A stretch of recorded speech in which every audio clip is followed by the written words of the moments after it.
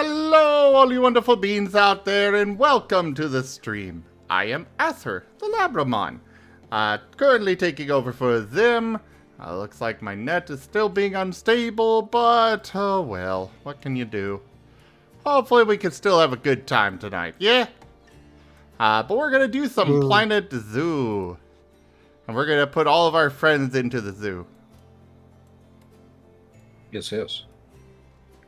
Very hiss moment. Well, I think I can do that. Let's see. Where is one of the snacks? I've got a few already.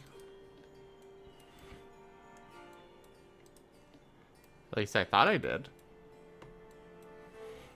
Well, I'm sure you do, but more than likely it'll be named after Wostein. Here's one. That's a centipede. That's an axolotl. Where is you? Sometimes you think, but then you forget. That's a newt. Oh, wow, your Zim is, or not your Zim, your shoe's a little behind. There it is. The Viper. I don't know, Taldarius, what do you think? Would I look good with horns? I mean, probably. I think you'd look good with just about everything, so. Well, that is fair. Well, either way, you are now a desert horn viper. Congrats. Yes. And let's see, how old? I am 2.5 years old. But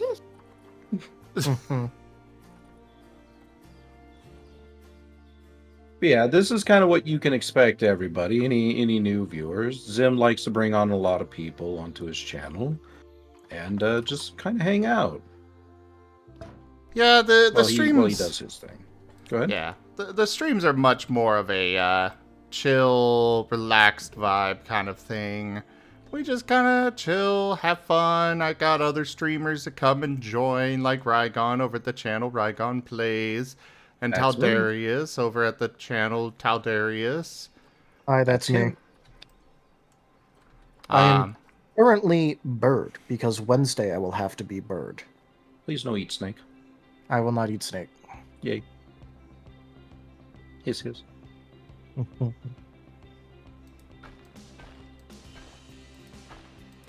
Now, I never said anything about killing, though, so, there's that. Gasp. Fang. I mean, hey, look, it's vain. Like, he is lying if he says he's not going to kill people. Oh, so he's gonna kill Squirrel? No, he's not going to kill Squirrel. So you're lying. He's definitely gonna kill a squirrel. Yeah, definitely gonna kill No, Squirrel. I never said specific people. I said if he's not going to kill people.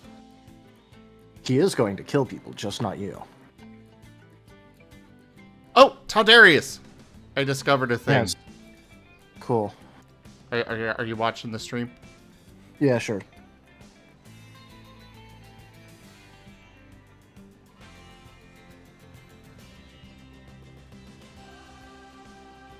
Let me know when you see it.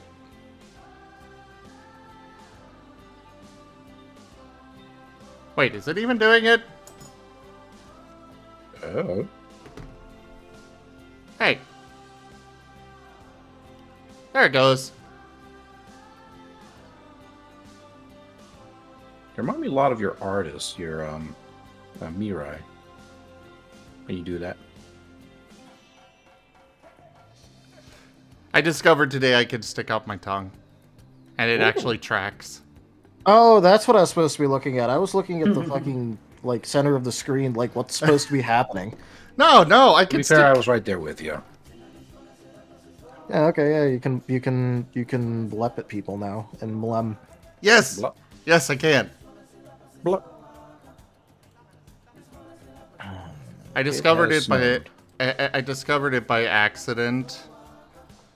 I was vaping before I got started, and I was like, wait, why is my model sticking... And, yeah. What ensued was about 10 minutes of me just sticking my tongue out constantly and being way too excited about the fact that it tracked that. Yeah, that's cool. But yeah, so when I asked Digi how the dark spiral progresses and like what it caused, luckily for you guys, it doesn't cause psychopathy, it causes sociopathy. And the form of sociopath that he's going to be is disempathetic, which means he has a small group that he cares about, and everything else that is not in that group is not cared about. And for game reasons, the entire team is in the group that he cares about. So no, he's never going to murder any of you. He'll just murder a lot of other people.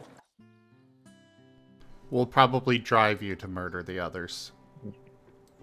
Officer, it was this statement right here. Mm-hmm. Mm-hmm. Definitely in Minecraft. You know, HD. some guys actually tried pulling that defense off the in Minecraft defense, and they got fucking wrecked for it. That doesn't surprise me. Yeah, they were like making plans to like kill some governor or whatever, and like legitimately like they would end all their statements like in Minecraft, and the judge took one look at it and it's like, yeah, no one's falling for that. Yeah.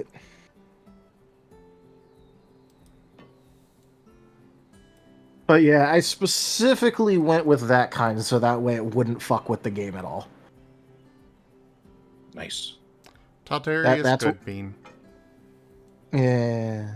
But yeah, that's why I chose disempathetic sociopathy as the sociopathy he would be inflicted with. Because that way it meant that he would never try to murder any of the other players. Or NPCs we have in our group. Yeah. Because the cardinal rule of playing an evil character is that you can't fuck over the party with it. Yeah. Mm-hmm. So, making sure it doesn't fuck with the party. That's why I don't allow a lot of people to play an evil character, is because a lot of them go the, cool, I woke up today, how am I gonna fuck over my group today? I don't think even that, real evil people have friends. Yeah. And Zim, there goes your monetization. It's far enough in, I think. Yeah. I hope. But yeah, that's why, like, when I decided to do it, the first thing that I figured out was how am I going to avoid having this fuck over the party? Because to be fair, I think Vayne is kind of physically incapable of fucking over the party. I think he would actually rather die first. I could see that. Which Even is if- very lucky for Squirrel. What? Why of all people specifically Squirrel? Because Squirrel is the one that I think would somehow manage to die the fastest if Vayne decided to stop doing anything.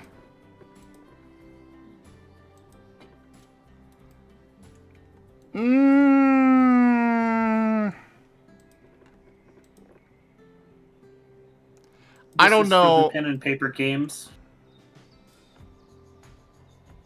Oh yeah, Linko de Mayo, we are talking about one of our tabletop games, one of the Pokemon games.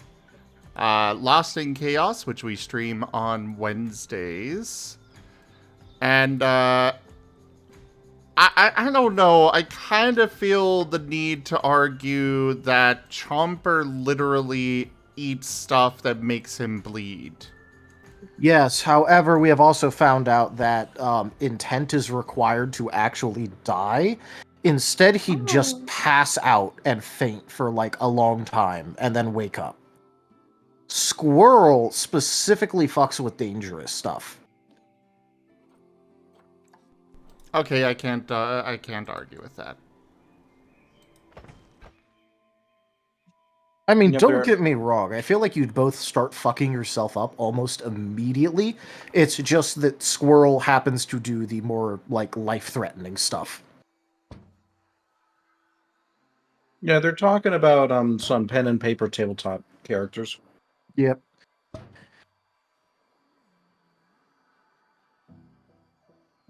Yeah, I can't argue that. Squirrel would absolutely he would intend... Well, I mean... He would not intentionally try to get himself killed. It's just he would, he would anger somebody who would intend to kill him. Yeah. Vane spends a lot of his time running interference and trying to smooth over shit. I believe Vane is Marten. very busy. Hello, person I'm definitely not going to kill later. Can you please not kill my friend so that I may kill you instead? Vane hasn't actually murdered anybody yet. He murdered the fuck out of a poor training dummy, though. You monster. Its head was still attached afterwards, technically. Yeah, but when the rest of the body isn't, I don't think that counts. No, it's fine. He was going for the throat and on the training dummy, and it wasn't even decapitated by the end of it. Link, it is. It's a different setting. So, Nearly yes, headless training dummy. we've been working on our own custom tabletop system that we call Scar. And, yeah, it is a similar to D&D. At least similar enough. Similar in that it's like nothing like it. But it is a tabletop system. It's close enough for people that aren't familiar with the wide market of tabletop games to understand, okay, that's what they're talking about. Yeah. They're talking about a D&D-like thing. Uh-huh. When it comes to tabletop, it's literally the situation of, like Kleenex. The brand is so integral to the product that everybody knows it as D&D. Yeah, I literally, even though I haven't played D&D in, like, actually at least 5 years, I just tell everyone, yeah, I play D&D. Yeah. Because it's the only way that they get it. Well, yes, we could mention those Stradivarian, but the reason I don't is because most people don't know what those are. I have a very vague understanding of Fate. I only know Savage Worlds for the simple fact that they've got products on Fantasy Grounds, and I have never heard of Ubiquity. It's a matter of market share. It's a matter of recognizability. Yeah, it's like, honestly, the best way that I could put it, it's like trying to talk to a normie about what Linux distro you're using instead of just saying you use Linux. They're not going to fucking know whatever Linux distro you're talking about is. They will just nod their head until you eventually say Linux, and then they go, oh, okay, Linux, yeah, that thing. I use the best one. Hannah Montana forever, baby. Look it up, Chad. It's a real thing.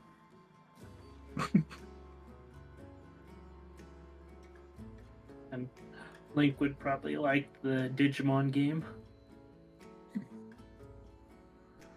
Oh yes, our Digimon game. Actually, the model that I'm using right now is my character in the Digimon game, Asher. Okay, I'll swap to Riv. I'm now at Riv. I mean, you did say you wanted to chat about the characters and gather information, Yeah, so I do. it's fitting. Yeah. Well, it wasn't about gathering information. I just like hearing players of games talk about their characters. Well, Linko, definitely go check out Data Resistance Squad. Yeah, I play a Vorvamon named Riv. He wants to know everything about everything. This will have no consequences in the future. I play an edgy Gamamon named Spectre. He's teaching me how to stab people. Yes. Ragon, you should switch your icon. Yes. No, stab. Oh, snap. Yes. Potato peel, potato peel. I'll do it if you say please. Please. Okay. Let's see, where do I keep that bookmark?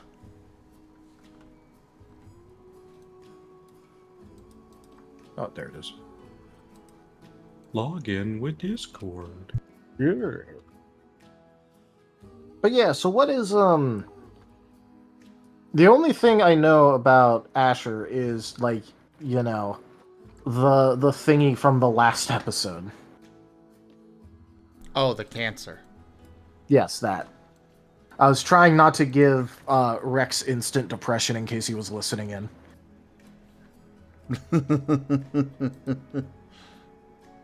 Quickly, Zim, say good boy. The wet tail wagon will distract him. Rex, you're a good boy. That'll get him in case he's listening.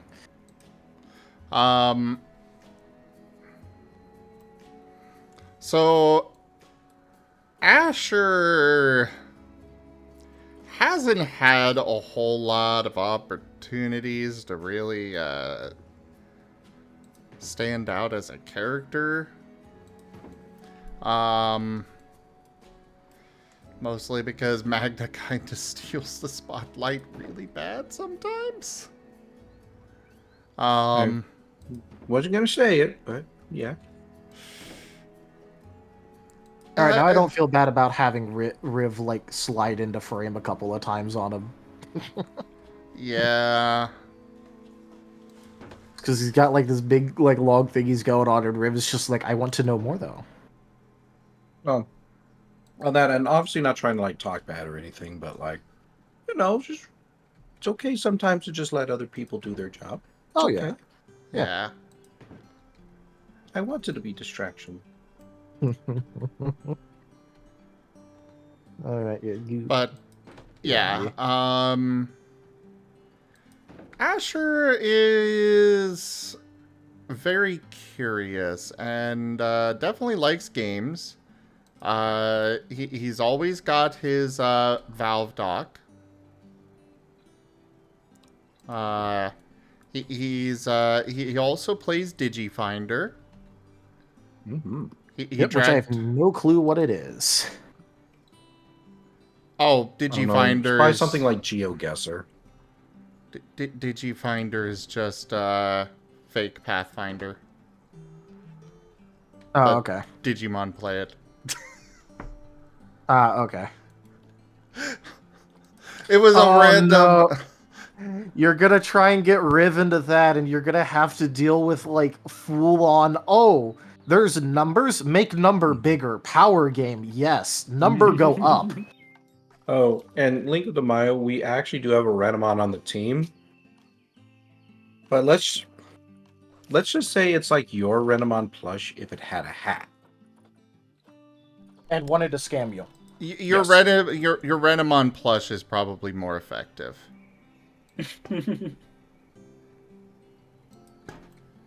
At literally anything. Hey, you know, Charles just increased his athletics and acrobatics skill.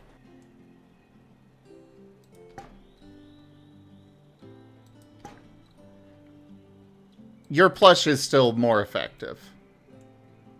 I'm pretty sure that plush could outflex him any day. Well, Zim, got enough donation things there? Nope. I require more. They're going to start being used as trash cans. No, that's why I put them next to the trash cans. The signs? Well, I mean, I guess they are giving garbage information these are- sometimes. These are trash cans. Let me zoom in. I don't have my glasses because I don't own any. Oh, yeah. You got one trash can for like 50 There's another over there. donation bins. You know, there are some mods to make unique donation bins.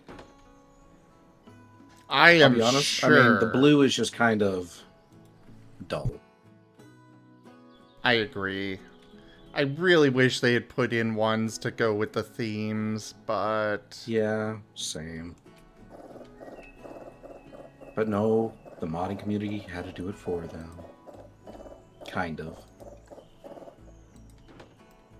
So yeah, what else besides the Digi Finder with Asher? Well, I mean, Asher... You of course know Asher is evil. Of course.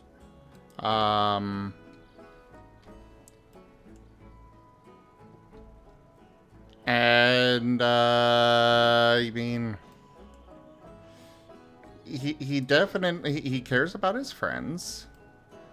He gets very upset when somebody,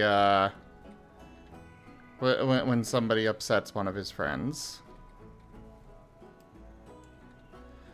He, also has...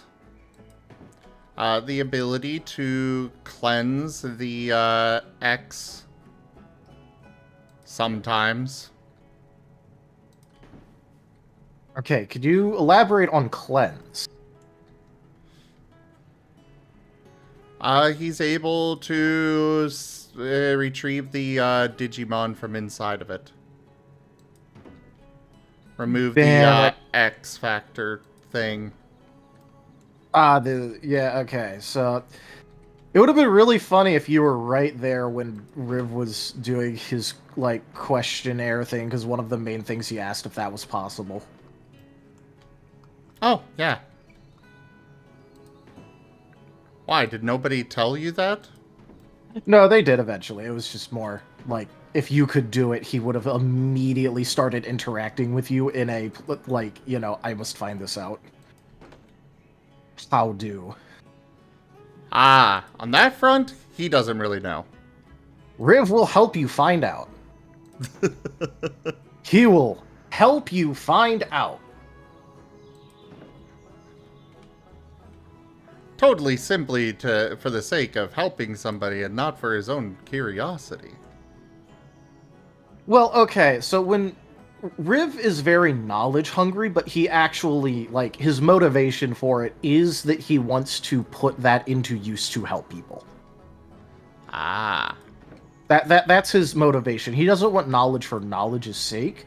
He wants it in order to, like, help people. Fair enough.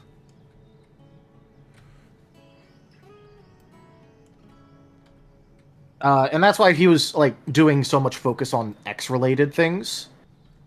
Because he's very interested in all types of knowledge, from, like, grand to mundane. But, like, you know, obviously, like, the X are kind of seen as, like, you know, big bad problem. Like, can kill you indefinitely. So he was trying to figure that whole thing out. And then he was told that X are friendly, but then also that it's because apparently this Leon person was telling them to be friendly. So, just in case, he's still going to try to learn more about X in order to make sure that that is not a problem in the future. Asher does not like the X. He does not like Leon. He's got no idea what the hell's going on with Magna and Holru. I wonder how Asher's going to feel about Mir then. Right now, Asher is just a confused pupper. That is fair. Which is also partially real, you know, out of character confusion, because some of these plots I am struggling to wrap my head around still as well.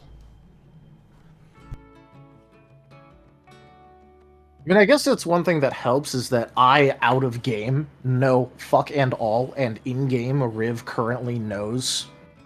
Not fuck and all, but, like, you know, close to nothing in terms of appreciable knowledge about the world. He's very good at learning about it, though.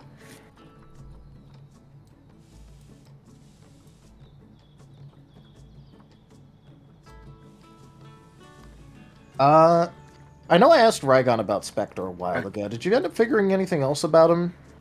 Oh no, I'm kind of letting him vibe. All right, that's what I thought you were still doing. I just wanted to check. Yeah, mostly just because, I mean, appreciably, there's nothing else really that he can do at the moment. I mean, with the whole situation with his team kind of figured out, it's just like, oh, well, what are my motivations right now beyond just survival and keeping the team alive? That's fair. Yeah, the plot, I will say, has gotten to the point where I myself am like, what the hell do I do with Asher? Everything with Asher was, centered around Hope's Bastion and Holru and such, and now... Oh.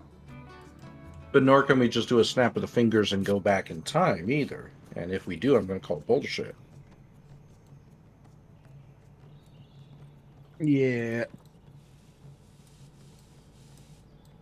And Like, so, nothing against Curry. He's been a fantastic DM. It's just that I just don't know what else to do right now. Yeah.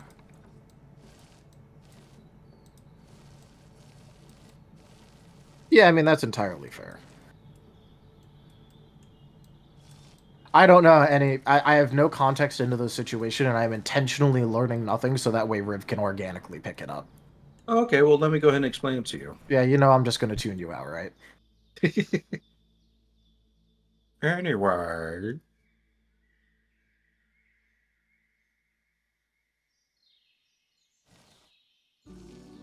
But no, yeah, so I'm still trying to figure that out.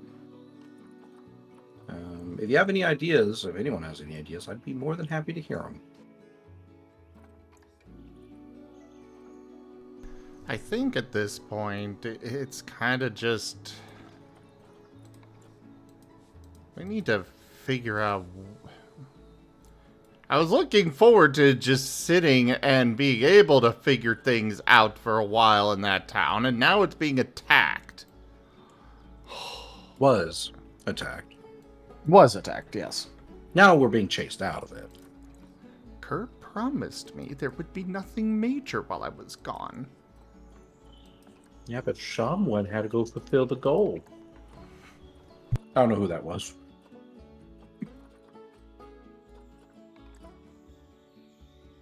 Well, yes, but if Kerr promising that has nothing to do with somebody filling the goal because he knows it's going to be filled. So him putting this in is just, Yeah. No, I mean, I get it. I had no clue that he even promised you that until afterwards when I, like, offhandedly mentioned shit about the game, and you're like, he promised me, and I'm like, oh, what? Yeah. I mean, I like we're at least moving into a direction, but I just really hope it's not another one of those, okay, we're there for like 2 minutes and then we just get teleported out of it again, or we're starting to bank on something significant and then it just gets either resolved for us or it gets put on pause while we are teleported once more again to somewhere else. yeah. You know? And I'm not sure how I'm liking the current situation with Spectre's team. They're in Magna right now. But Magna seems to have a death wish, so I was I unaware don't they know what to do were with this. in Magna. Yeah. Oh yeah, they- it got mentioned during the recap that both of the teams, like Magna's past team and Spectre's past team, were like put into Magna. Yeah, this is something that happened in session, so it's not like a big secret. Yeah. Well, I didn't watch the episode where I was gone. Yeah, it was literally at the end of the recap, like when you came back. I forgot to mention it because I didn't really know what to make of it or what it meant, but then someone else like mentioned it. I forget who. So essentially, because, and you know what happened to Ray, right? Yes. Okay. When Ray died, he transferred Spectre's old team, and Toshime's team, I think, into... I thought it was Magnus, but yeah. I think Toshime had It was some people that were Magna. swallowed up too. It was Magna? Anyway, he transferred a bunch of people into I thought Toshime Magna. was still here. No, he left a couple minutes ago, like 10 or so. Yeah.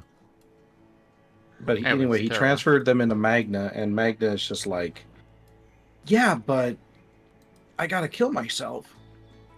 It's like, no! You got important shit in you now. You could actually probably turn that into like a really like good character thing. I mean, that's kind of what I'm thinking about, but like at the same time, I'm not sure how to entirely approach it because, and again, nothing against Brian, but he seems very committed to I want my character to sacrifice themselves, and I'm not sure if I'm going to be able to break that. Well, you could always go with the angle of like, right now you have more than just your life riding on you. Yeah, but the thing is that I don't think I might be wrong. I don't know if Spectre actually knows about this. He knows Ray is gone, but I don't know if he knows what happened with his team into Magna, and I don't know if Magna's actually mentioned that at all in his rants. I don't know. I'm probably actually gonna go back and rewatch the last couple sessions in like on fast forward. I don't know why I said last couple. I really only need to do the last one. Because I could have sworn that he also mentioned it around Riv when he was talking with whatever his brother's name is. I don't have my notes open. Mhm. I think it came up then, and I know I was planning on having Riv ask about that later. It might not be a bad idea if Riv did get a handle on that, because then at the very least Spectre could go like, wait, what? Yeah. Especially because, like, Riv was following Magna specifically to get that, like, scan in order to try and, like, find out the difference and all that of what happened. Because, cosmetic change and everything, he has no clue what it is. I know it's that he was, like, what was it, like, blackened? But, Riv had, like, no clue what the fuck it was, and so he wanted to try and figure that out, and that's why he followed in the first place, and then there was all that stuff with, his brother, and then Demi, and then, Riv, like, sprinting back and forth, and then Mir happened, and yeah.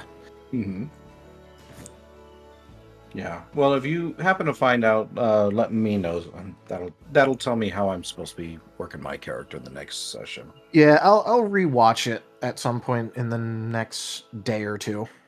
Okay. Yeah, no worries, no pressure. No, I was planning on rewatching it anyway, so. But yeah, so that's, I guess, my thing at the moment. Right, but right now, Spectre, he's just trying to protect the town. He's training the kids. He's training Riv. I don't think he's really got much else that he can do at the moment. He's not going to wander off. I don't think he's going to do that, but it's just more of like one of those like, okay. Well, what is Spectre doing to improve himself? Or his gear? Nothing at the moment because everyone's running away. I mean, that's fair, but I am saying that, like, there are things that you can do with that sort of stuff, like, have Spectre do, like, a full, like, gear check on himself, like, make sure everything's in tip-top shape, his knife is sharpened properly, stuff like that. I mean, we could do something like that.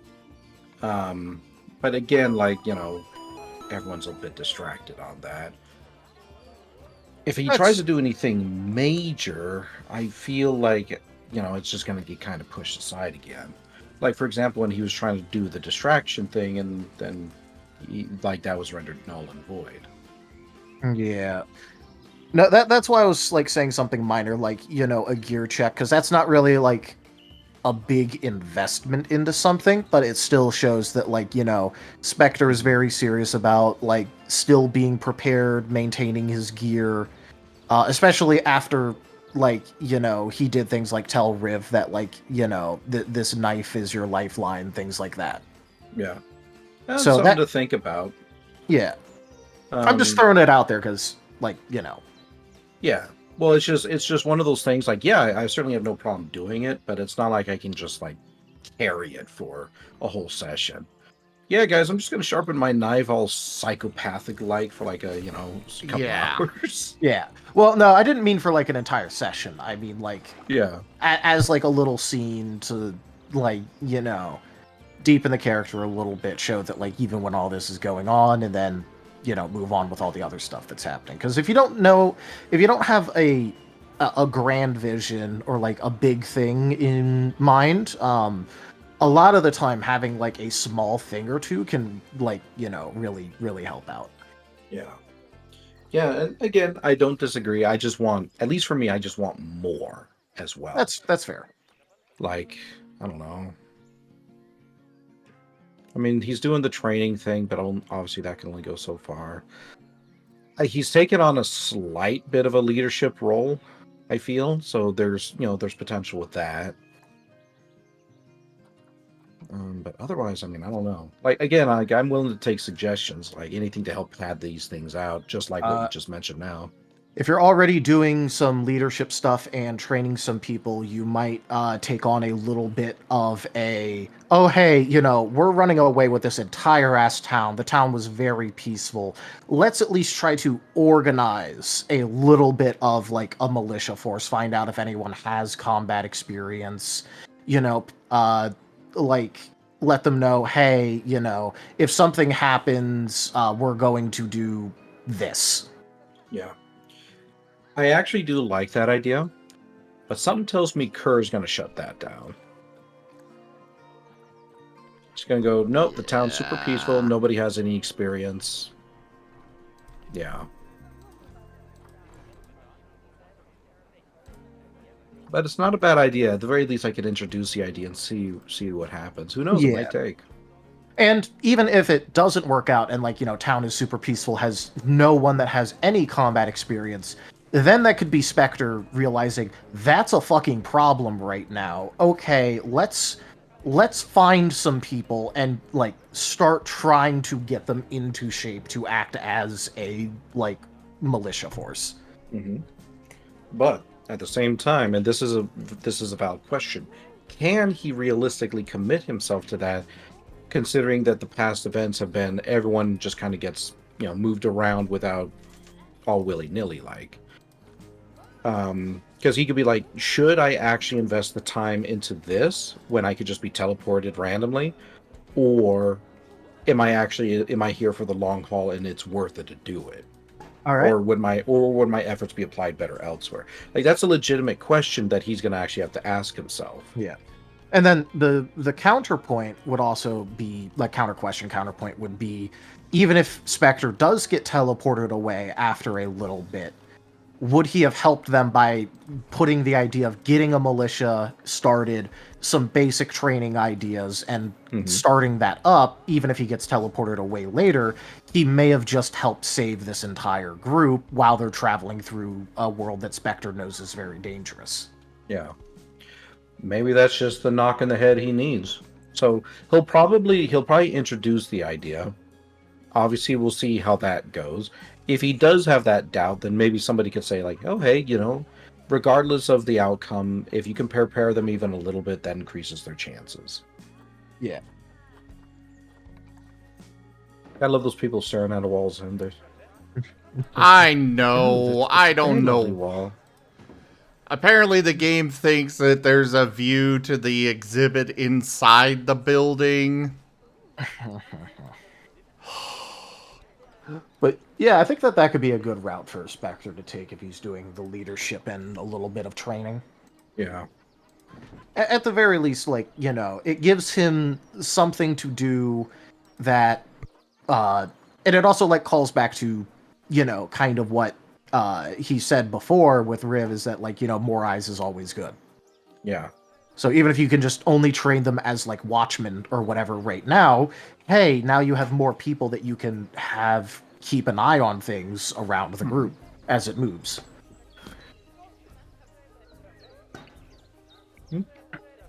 It's an option. Yep. But yeah, I do need to think more. He's got to have something else that he can commit on. more than just, hey, protect team, protect town.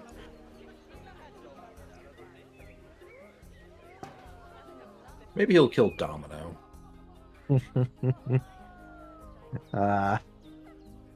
I welcome it. Okay, I mean, I'll be. and Go you ahead. you kill him physically in DRS, and I have Shade kill him like mentally in Last Hope. Maybe we can all argue that then that means Domino's gone for good. We've killed all the layers of the domino. Well, no, because as far as that goes, Hunter can kill him physically Hmm. in Last Hope. So Shade does the mental, Hunter does the physical, and boom, we both, Last Hope kills Domino, and he's no longer in any games. To be fair, though, Domino does fucking despise Shade. Yeah. And I mean, I'll be honest.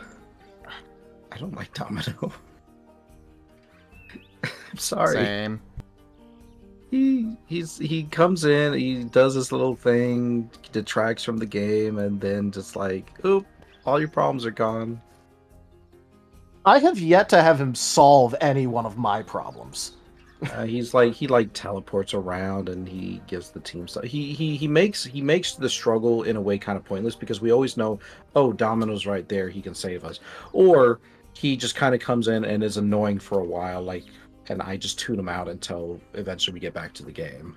That's fair. I do not have the most experience with Domino. I will just say that in my experience, he has never solved a single one of my problems. He has only caused more.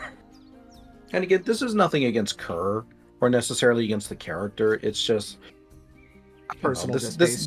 This is why, yeah, this is personal distaste. I just don't like characters that are like that whole metaphysical thing. They swoop in, like do their godly thing or pseudo godly thing, and then they zoop back out. And I don't like that. One of the important things that I think makes Greaves work is that he's there for the success and the tragedy. Well, I haven't yet encountered Greaves, so I have no opinion of him. Greaves is from Zim's side of thing. He's like a metaphysical merchant where you can buy stuff and trade stuff. The thing is that Greaves is like a 75-25 split about towards good and evil, where he wants good to be stronger than evil, but he still wants evil strong enough to, put together a good show. Because he's there for the show and the entertainment in all its trials and tribulations, and generally, basically never steps in himself in order to cause any sort of result. Mm-hmm. There will be rare times where he will step in order to push the story forward. Yeah. But that is purely a rare thing that it's like... He is the guy sitting at home that's watching the show and occasionally will throw it. He's the Twitch chat. He'll throw in things. He'll throw in something for, there's always a cost to it. But he also isn't supposed to show up every session. Which is fair. I mean, again, I've not encountered Greaves. I don't have an opinion of him. If I had to be honest, and again, this is nothing against Zim, I probably would lean towards the dislike just because of the pseudo-godly metaphysical thing, period. But again, I have not met him, so I could very well like him as a character. But with Domino, it's every single session, sometimes multiple times a session. Joke. And, I don't know, I'm kind of tired of it. Твоя? But it's also important for Charles, so I get it. Yeah. Твоя?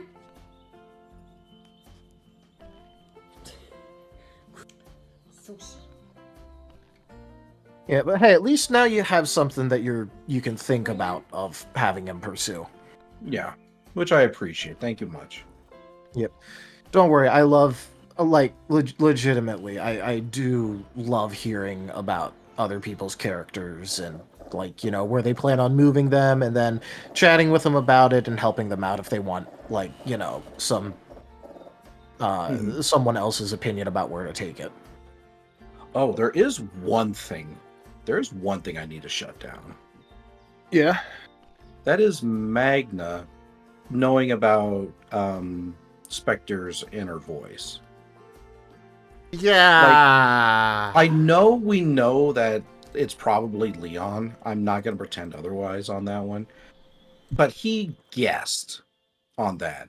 And I have up to this point have stated like time and time again, what voice? I don't know what you're talking about. So that is something I think the next time it gets brought up that I'll have to shut down. Yeah, I have no context to that, so I can't. Essentially, how best to say it? It's not a secret. This is something your character has already experienced in the game. Magna can hear Leon, which was revealed last session. And Spectre can hear Magna hearing Leon. He can kind of get involved in that conversation.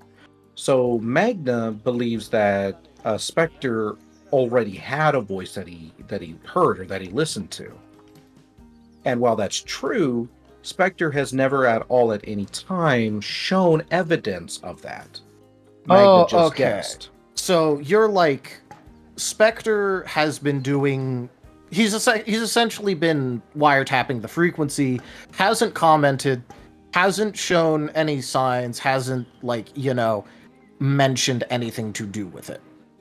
Well, I mean, he has been a part of the conversations a little bit, but again, Magna shouldn't know at all or have any guess that Spectre has been listening to his own voice before he began listening to Leon, but before Magna started listening to Leon. In fact, if I recall, he actually tried guessing that Spectre was already listening to a voice before he even started listening to Leon. Ah, okay. Yeah. That's different. Okay. Brian was metagaming. Ah, 100%. So that's something I need to shut down, at least in terms of the game. Like, personally, I could give a crap in terms of the meta stuff. But, like, your character doesn't know that. So don't pretend that he does. Yeah. You know, you made your guesses. My character has denied them. Let's move on.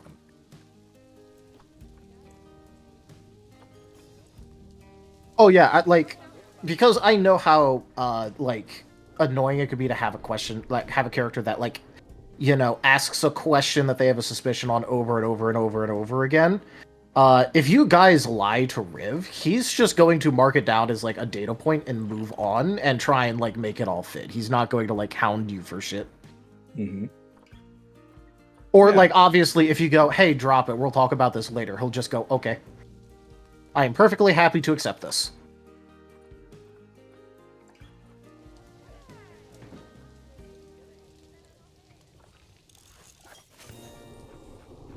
Yeah, I definitely completely understand, like, stamping down on that if that's a thing. Yeah, because, like, that's literally, like, the only other part of my character I can think of that I could pull into a direction. Because what if that voice isn't Leon? You know, what if it's some other character that has been talking to Spectre? You know, that's like the one last thing that I can think of and that my character can have as his thing. Yeah, so I feel like this would be the equivalent of, like, you know, or at least, like, something similar to, like, Magna referencing one of Riv's past lives when even Riv doesn't know about it. Because, like, you know, I happened to show Brian the... Oh, shit. The fucking... What's the word for it? The document. Has he done that? Let me check on... Was that Rex? What? I just got a thing over in my Discord, a spam bot, but it said it had the name Rex. So I'm checking to see if it was Rex.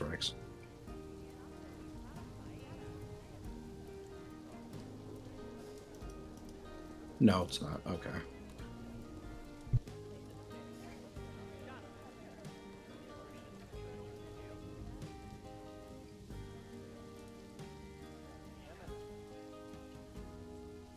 Okay, I took care of it. Go ahead.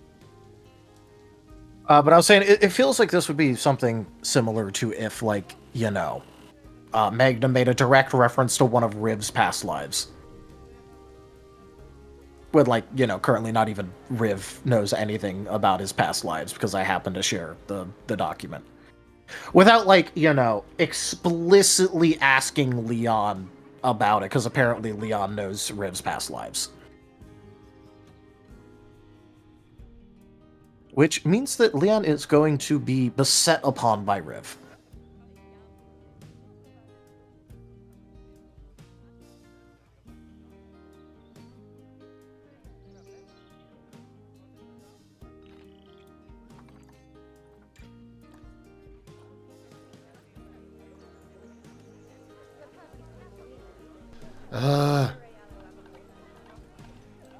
What are you ugging?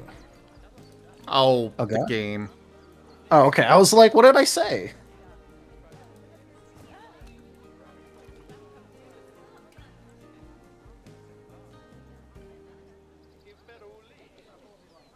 Oh yeah, by the way,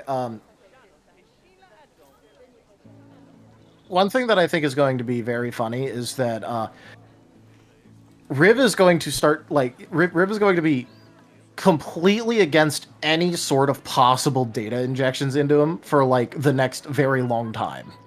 Oh, yeah? Because all of you guys, like, basically, like, told him about that, and that he has decided, that is not going to happen. I will be accepting no data from anybody at all, just in case.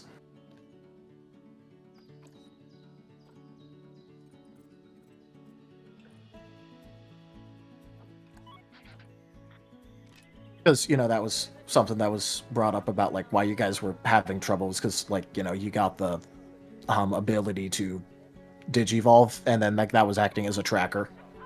Oh, yeah. Yeah. So, oh, God, that's... I feel very complainy tonight. I apologize. I'm not even going to mention that. I don't want to make this game seem bad, because it's not. Yeah.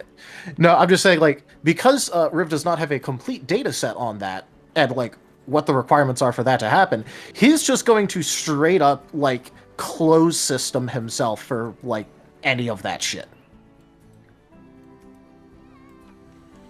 One thing about, like, Riv and basically all of his incarnations and past lives and whatever, is that he is... like, the idea that his Digicore could be either corrupted or subsumed or something like that is abhorrent to him. And if he finds out about a method of that happening, he will do everything in his power to make sure that that does not happen.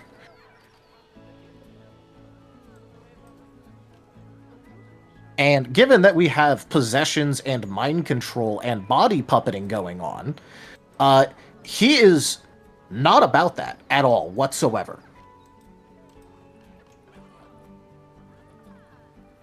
I don't blame you. Yeah, this is a character that canonically, every single, like, even in this life, before he ventured out, was planning on having a full-on instant suicide move. He just hadn't gotten around to it yet.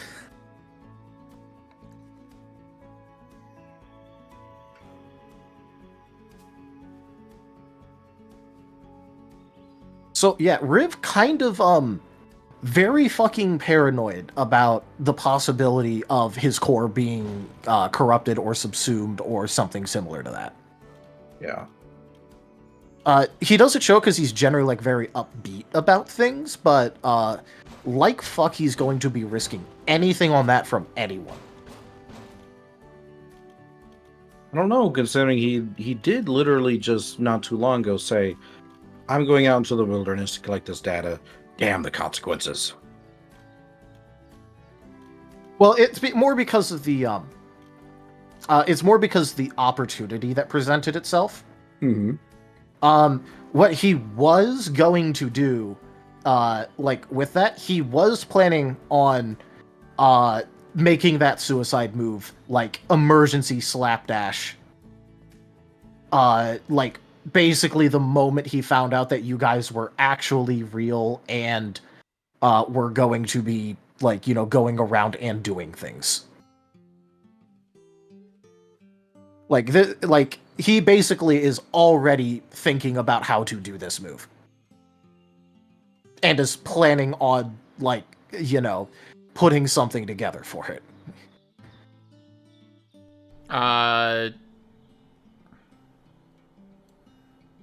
Burrito's asking, what if you found a clone of yourself in core? Okay, well, first of all, that would be very fucking confusing. I don't know. I'd make him kiss. Yeah, but if Riv found a clone of himself, and it was like perfect data, like I'm just assuming you're talking about like a perfect data copy up until this moment.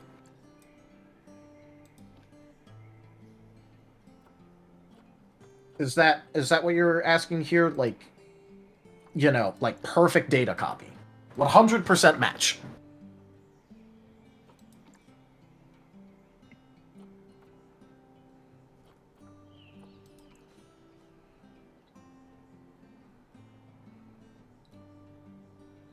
Up to this life, but not this life. Alright, so up to this life, Riv would consider it interesting, but it is literally not him because he has an entirely different divergent set of memories now. It would be something like having a close brother to him. It is not him, though. By his own, like, you know, viewpoint on it. It would be like, you know, a close brother, maybe like a non-identical twin. Right, Zim? Make them walk. Stretch out that path. Yeah, Zim, you might want to check over on your Discord though. We had a compromised account on mine. All right.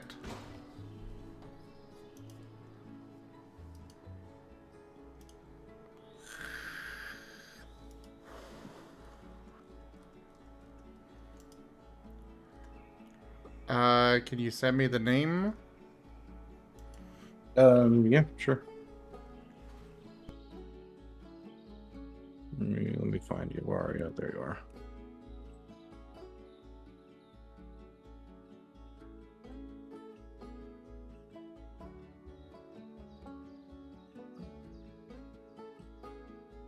Brian has said something extremely fucking sussy in tabletop spoilers. Oh, I don't even look at that.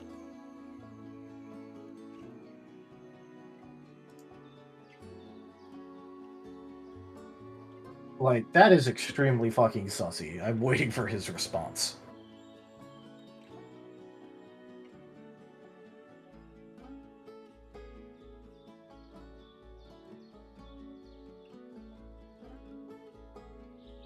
Oh, yeah. That does not look good. Yeah, that's... I'm waiting for his response, but... Okay.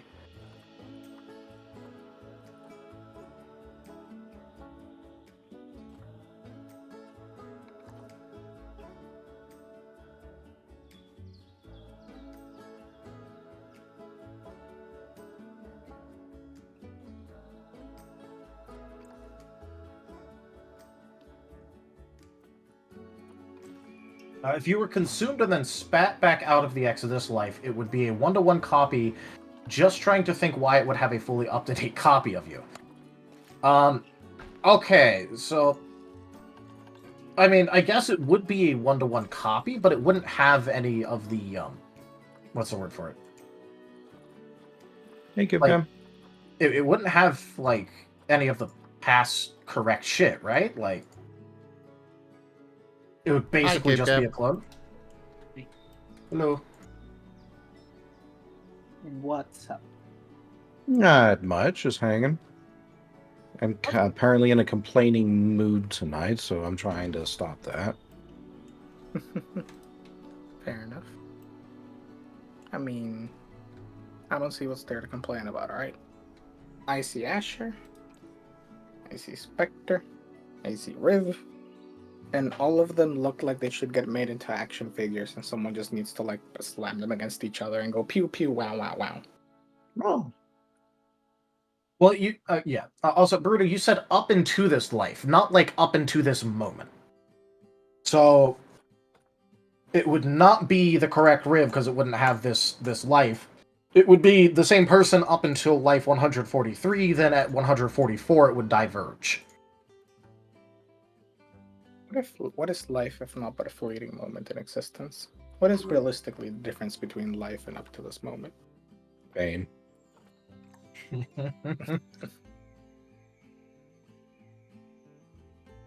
Perhaps.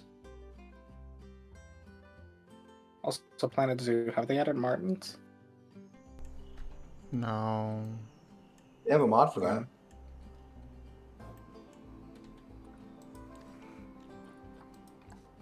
But I want them in the base game. Sorry, son. You'll have to go through like the equivalent of, I don't know, like a big protest in order to get them in. I already did that. Mm-hmm. You got to go like eco-terrorist. Hell yeah. Like, you know, put plastic bottles with like, I don't know, we want Martens in front of their doors or something like that. I don't know. What do eco-terrorists even do? Chain themselves to trees? That depends on what kind of eco-terrorists you're talking about. True. Some of them will set themselves on fire to protest. I don't know. I don't think Zim will do that too. No, I'm good. Thank you. But Martin's in the game. Wow, this guy's very dedicated. So what's for lunch? Yep. Also, Burrito, what you meant was besides being non by an X, why would there not a reason besides that why would Leon have an up-to-date copy of you? I'm just going to let you know I have no clue what you're asking with that.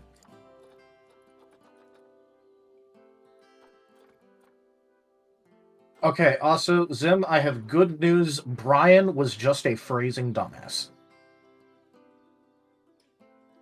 What? If you look in tabletop spoilers... Ah. He was just being a dumbass. Good, I don't need to ban him. Metagaming is one thing that I do not tolerate. Yeah. It ruins the fun for everyone. Mm-hmm. And honestly, with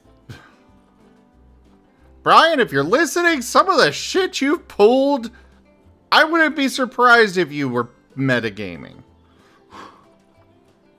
Okay, hold on. Real quick, Zim, I promise I'm not metagaming when it comes to shit like Lost in Chaos and Last Hope and all that. I'm just accidentally sussing out a lot of shit, I swear.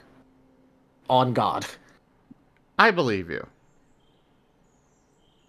I fully believe you because I feel like you do the exact same thing I do, where the DM just stares at the complex, intricate puzzle they've laid out, and you've just, like, overclocked your single brain cell and brute forced it into solving out the mystery.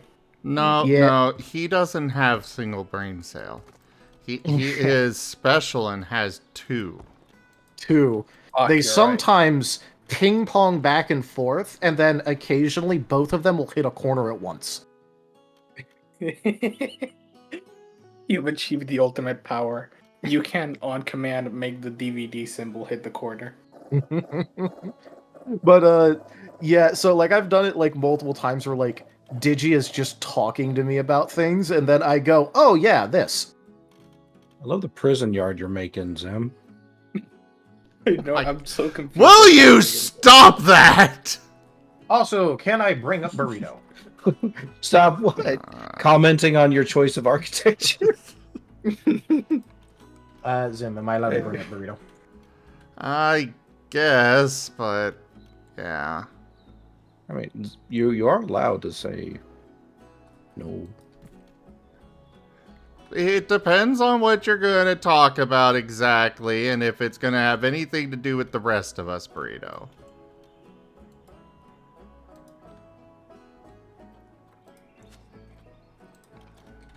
For a moment, I saw you place those triangles next to each other, and I was terrified of what abomination you were gonna make. Hi, Lexi. Burrito's promising to keep on talking. All right. Move to Strem room. There is the burrito. I like this Automod message. Oh, come on. I saw it. Automod. What's up? So Lexi put a message saying I give head pats, but it was head pats with 2 words. So Automod flagged it because of the middle 2 words. Yep. Ah. Lexi, please be appropriate. I would have. No, Lexi is being appropriate. The I Automod know. is just being I'm silly. making a joke. I allow the message through. My one mod duty. That's all you're getting for this year. Oh, we're surprised Nice. you clicked it like a millisecond before I did. I was able to rob the pleasure away from you. Joke. Just like how I robbed Rex out of clicking the ban button. It's me who does it. Me. Nice. Also, okay, Burrito, please explain your question so I can actually answer it.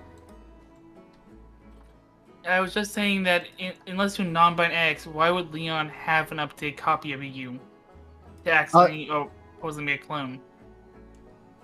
Well, first of all, he doesn't have like a clone of Riv, but apparently Riv's past lives have been using Leon as a databank, which I don't trust entirely. And also, I know for a fact that Riv would have been in his past lives, he is not an all eggs in one basket. He's leaving copies in a lot of places.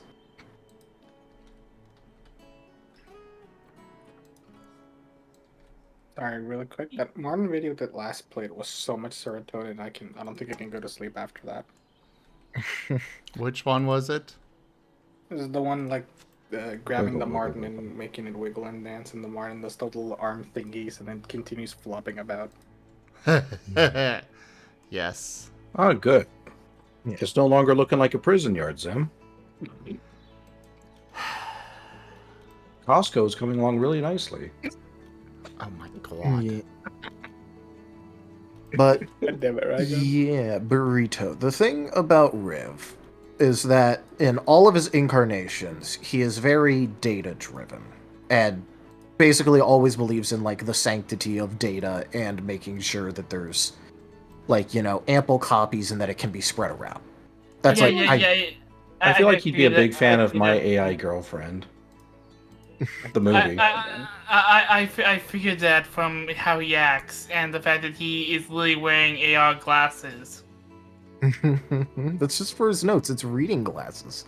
But yeah, so Riv would have multiple copies of his memories of lives in various progressed data drops just around in a lot of places and probably stored with multiple people. Riv is such a nerd. Imagine wearing Google glasses in this year. Google glasses, please ban GibGab. Imagine if it actually banned me from your channel. But yeah, so the thing is that Riv would not be taking whatever he gets from Leon at face value. It would be considered interesting. However, he would want to have corroboration before he actually accepts any of it as fact. but he really wants it because it'll act as a fucking massive data point towards a lot of shit if he gets it. Yeah, I was just saying that how Leon have Leon would not probably have an up-to-date copy of you until you know until yeah. Yeah. Well, especially considering that he probably has like a very incomplete of a lot of Riv's more recent lives, because explicitly Riv was like, you know, straight up going critical the moment that like a dangerous X was nearby and it looked like his core might get absorbed, and he was going, nope, next life, bye bye bitches, boom. Yeah. He was yelling. Leo was yelling at you for that. I remember. Yeah. You know, and then Riv is just like, hey, maybe he shouldn't have sent something that everyone thinks is extremely fucking dangerous after me, probably after I exploded the first couple times. And imagine if you left like an incomplete record of your life, but it's like only the cringy parts you wish you didn't remember when you suddenly think about them at 3 a.m. while laying in bed. Like, yes. Look at this one time I was, I don't know, fucking walking down the stairs at graduation and I accidentally tripped and everyone saw it and I was the only one in the class who tripped. Yeah. But yeah, like in the past 20 to 30 years, Riv has died 1, 2, 3, 4, 5, 6, 7, 8, 9, 10, 11, 12, 13, 14, 15, 16, 17, 18, 19, 20 times by like, you know, making himself go critical because an X was nearby.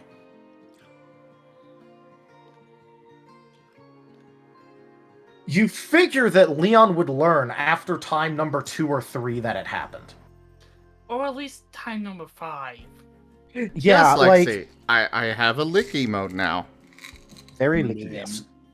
Smushy But yeah, minute. you would fucking think that Leon would have learned to not do that. Which also is making Riv kind of suspicious about that claim, where it's like, you keep doing it, and then he's just thinking, why do you keep sending X then? This ain't adding up. Yeah, why do I send Magna or Asher? Yeah, like, you know, apparently you had all of these, why didn't you just send one of them? The shit ain't adding up. I mean, I still want whatever you have, but it ain't adding up. Yeah, it's a I trap mean, thing, it's the mooch. Asher would not go. He's Well, not. okay. That is fair. I'm just stating, you know, Asher does not trust Leon at all. Yeah, it's just more about, like, you know, like, he's had Jace for a while.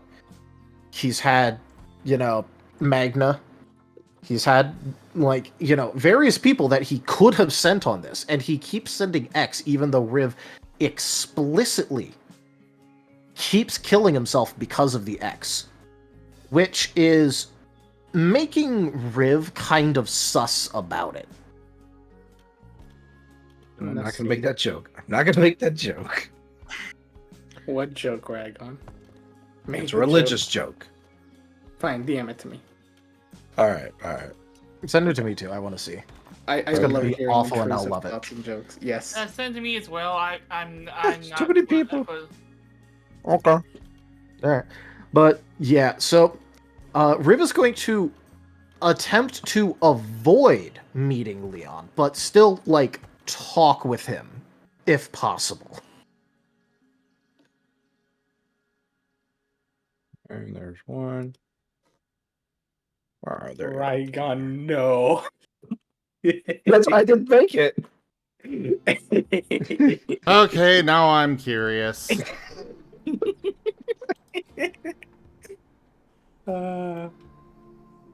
Look, if Ragon sends you the link, just don't click on it. Download the thing, okay? It's pretty good, Ragon. I like that one. It's awful and I love it. Send it. I'm doing it. Where are you, Burrito? You can just click on our icon, send There the it is. VC, and just DM. Eevee. Zim. Yes. I need to ask you. You know when you leave and Asher makes all the scrungly faces and they're awesome? Was that on purpose? No. I think your animator should look, or the 3D modeler should look into that, because what the funny faces, like Asher looks so like smugly disdainful of everyone else when you leave, and it's just like, meh.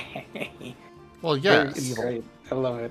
Why should I? Why would I have him look into it when I love it? Yeah, no, he should look into it to replicate it. Oh. See, it's a feature now. No. I took a screenshot of it earlier, but then I accidentally copied something else to my clipboard and it deleted, and now I'm sad. Sim is like, no more fun. You What's know up, there Rita? is actually there actually is a clipboard history. Yes, but it's already past that because I restarted my computer. So I forgot to check I usually just copy paste in default to like, oh well, I forgot to like save it. And then I restarted my computer at some point by accident because the power button is like at knee height, and I leaned over to grab something and I accidentally pressed my knee to it and I didn't feel it, and it restarted, and then I went like, oh shit, I can check the clipboard history. Never mind. Fuck. So I'll just look back at the stream and get it. It's not that important. If there was something more important, I would. Oh, by the way, you want to know what's a fun fact that is going to be like very fun for Riv to look into in the next little bit? What? When he asked Mir what like the communications frequency, like the X communications frequency is, he was told that it was secret and he couldn't be told, not that it didn't exist. Wiretapping time, motherfuckers. Brute force, let's go. Hell yeah. Wiretapping is an art, as long as it's done for chaotic reasons. Oh, every time I keep doing it, I keep getting electrocuted. and why isn't Riv just put a signal analyzer to Magnus horns when she's talking to Leon? Oop, I'm getting a call. I will catch y'all later. Alright, see ya. Bye. Take care. The reason why he doesn't do that is because that would be, like, extremely fucking obvious. And if he did that, then it would get found out immediately, and they'd probably just change frequencies, and he'd be back at square one. It's because Magnus a good boy, clearly, and Magna would never allow her to do that. Yeah. But that's why he doesn't want to do it, because it would constitute as data contamination. Because if they know that he has it, so it's one thing to, like, ask and, like, have it freely given. It's another thing to try and take it by force after that doesn't work and have them know it, because then they know that, oh, hey, you just did this, we're not going to use this anymore, or anything we put in here could be fake. Which would be something that he would think about if it was, freely given, but it wouldn't be the automatic assumption. Susan, by the way, real quick. What? Igor.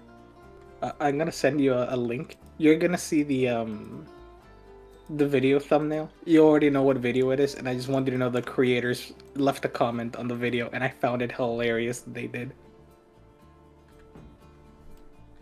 I know you appreciate this one. Okay, what's going on? This the Chalk Eaters like left a comment on a video with like 3,000 views doing a meme with one of their videos. I just randomly scrolled down. It's like, is that their actual account? Yes, it is. Damn, mad respect. I approve.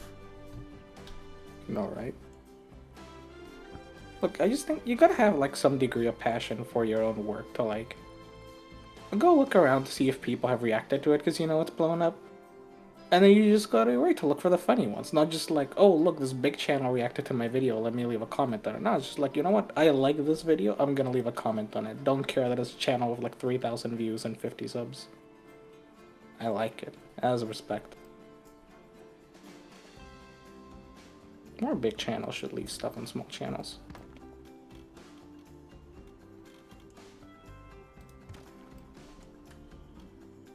I mean, I leave So- my viewers on small channels all the time. Yeah. Yeah, like when he sends them over to me occasionally. 1 second. I'd send them more, but you don't stream much. Well, yeah, but I also generally don't stream when you're ending stream. I'm gonna hop off for now. I'm getting all to go figure. I love y'alls. Take cares. Bye-bye, Gib. Never get Alright. time with anybody anymore. Bye. Alright, I'll spend some time this week with you. Bye. Bye. Okay, bye. So, what's going on with Hunter? Because I asked about Asher, I haven't heard about Hunter. I have no idea. Oh, okay. Hunter... He is social anxiety pupper. That's the core thing for him. Yep. And he has been forced into something that is very much not what I ever intended for him to be involved in with the whole leadership thing. And so at this point, it's kind of like I don't know what to do with him. Am I going to be accidentally kneecapping you a bit by having Shade offer the thing, or? I have... The I'm body s- double idea. I'm still figuring out how I'm going to be playing this out. I'm not fond of the whole... I don't think you're going to be kneecapping at all. Well, I just want to make sure that you weren't going to want to lean into it a lot, like, now that No. you had him to a moment where, like, he, like, accepted it for, like, a specific reason for a little bit. And I didn't want to, like, accidentally completely kneecap all of his progress by now offering him an out.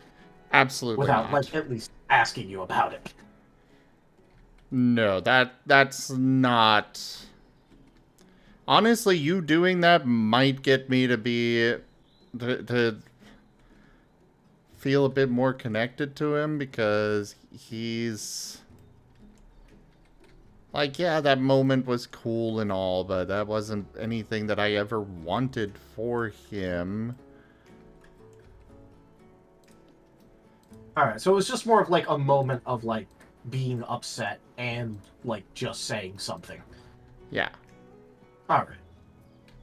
I just wanted to make sure that, like, that, like, me offering, like, you know, Shade body double idea wouldn't fuck with you. No.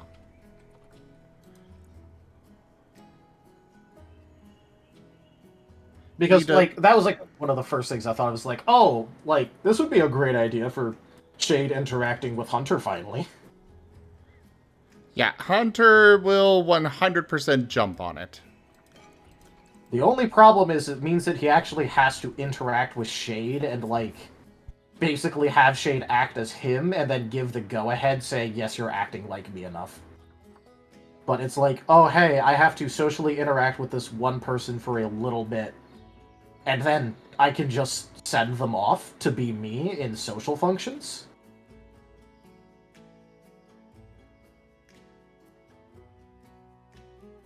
Hunter is okay with his small group of friends. It's the big crowds that he has issues. Yeah. To be fair, like, part of the reason that, like, it would probably not be the best for Hunter is because, you know, he hasn't really interacted with Shade. This is So very Shade true. is probably still an other to him, like, currently. This is very true. So he's going to have to interact with an other in order to not have to interact with, you know, big Another. groups at social functions.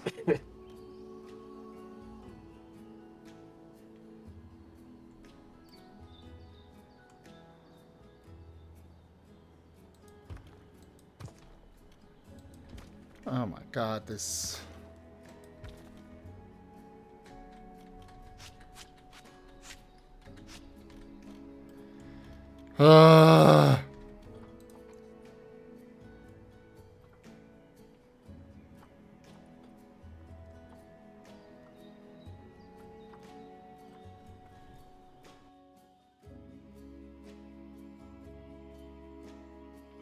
That's fair, Jester.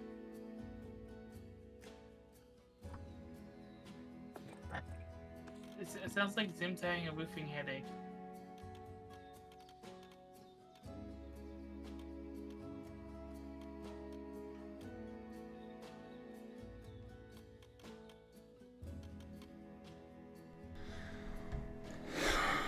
Well, when things keep clipping through on this game, yes.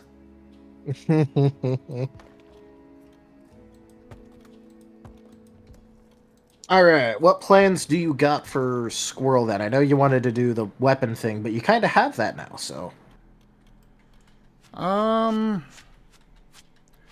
For Squirrel, it's mostly just training on it now. Like, he's got it, but he doesn't really know how to use it. Fair, and true. So, yeah, he needs to learn how. All right, just a little bit of that. The struggle is going to be that, like, you explicitly can't train with people. Why not? Without being, like, extremely careful. I mean, you're going to have to explain this to Squirrel after... Squirrel probably, had it explained. Squirrel had it explained that you can't die without intent. If he's not intending to kill, he may wind up going a little harder than he should, though. Well, to be fair, what Squirrel was told is that weapons have to be careful because by using them, it automatically counts as having the intent. Oh. That was why, Cirrus was like, hey, you gotta be careful with this. I guess I missed that part. But okay.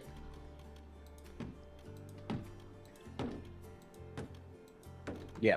That is why the weapons are considered a fair bit more dangerous than just straight up going fisticuffs.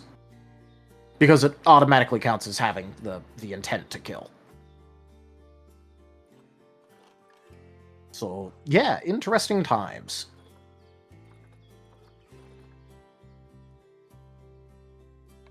Hey, Vane, want to practice? No. Aw, not even a little?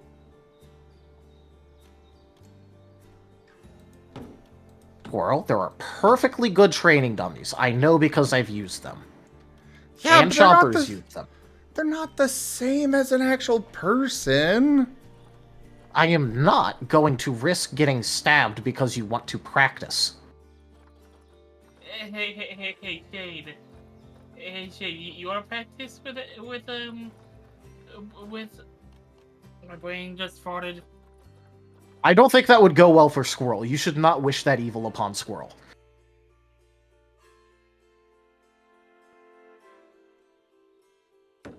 Please do not wish that evil upon Squirrel.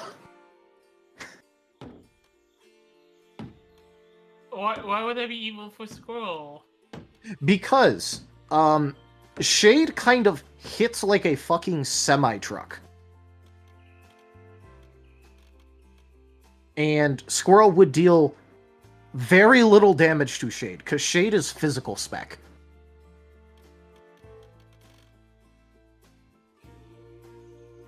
The way you beat Shade is with special. Which So, Squirrel doesn't have. Yeah, which Squirrel doesn't have, which is why I'm like, do not wish that evil upon Squirrel. I know what will happen. It sounds like a perfect sparring partner. Okay, look, I'm just going to let you know, Shade has 7 physical integrity. Do not wish that evil upon Squirrel.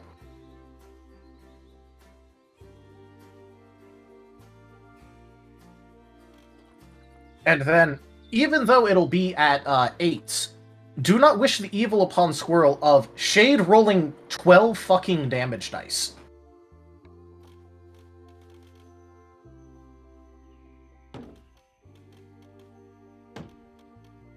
Also, Shade has reach, which means that if Squirrel tried moving around without using disengage action maneuver, Shade is just going to fucking pummel him with attack of opportunity. Poor squirrel. Look, Shade is specifically designed around the fact that he will fold you like a lawn chair in melee.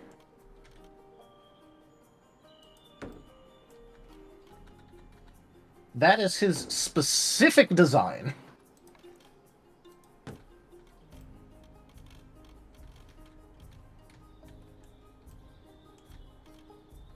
And if hitting things does not work, and in fact has no effect, then Shade immediately goes into hyper overdrive with the level of fuckery he's going to try. As Asius found out.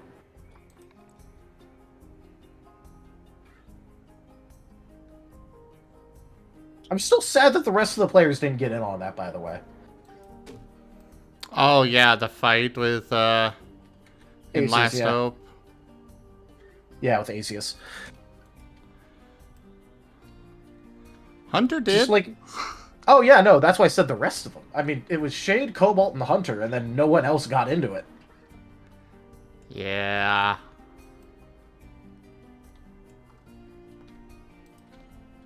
Oh, I have to actually oh god.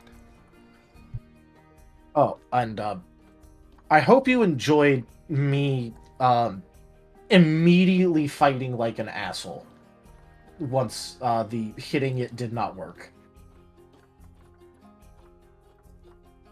Though I have to wonder, if Shay were to die, would he turn into a Hisuian Zora? Yep. Yes, indeed. This is why in various group chats that that has me in it, there has been a certain image posted with, "We probably should never let Shade die." I will be sending that to you because it is an amazing image.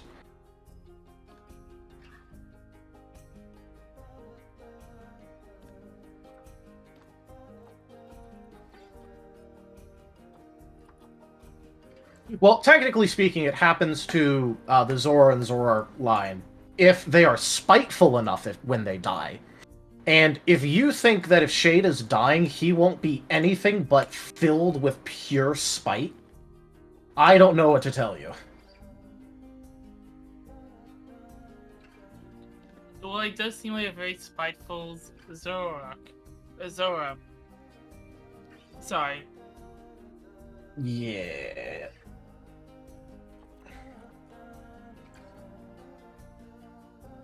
I mean, so long as we're going with like the actual like, you know, lore of it. I don't know if Kerr will actually go with the lore of it. If he dies in Starlight somehow, it will happen though.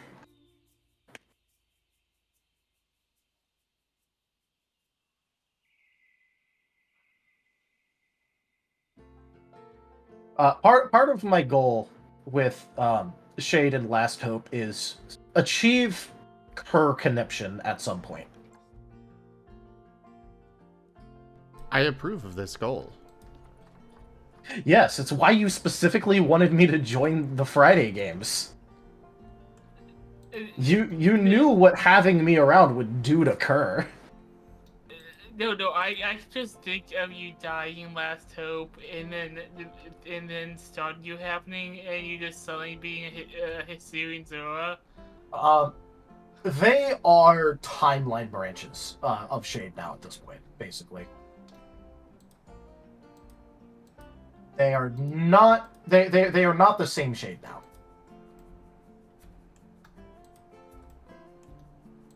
Did not know since It hasn't been like an officially announced thing, but that's kind of that's kind of just what's happened now. Yeah. They are parallel instances.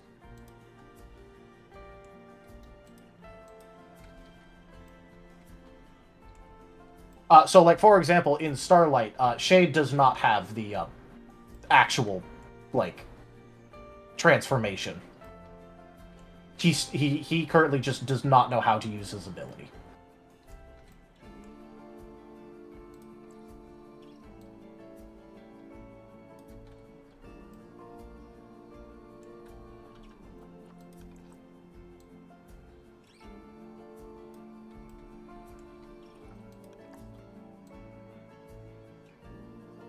And if he ever does get that version of the ability, it will be through some extreme fuckery. Which means it probably won't happen.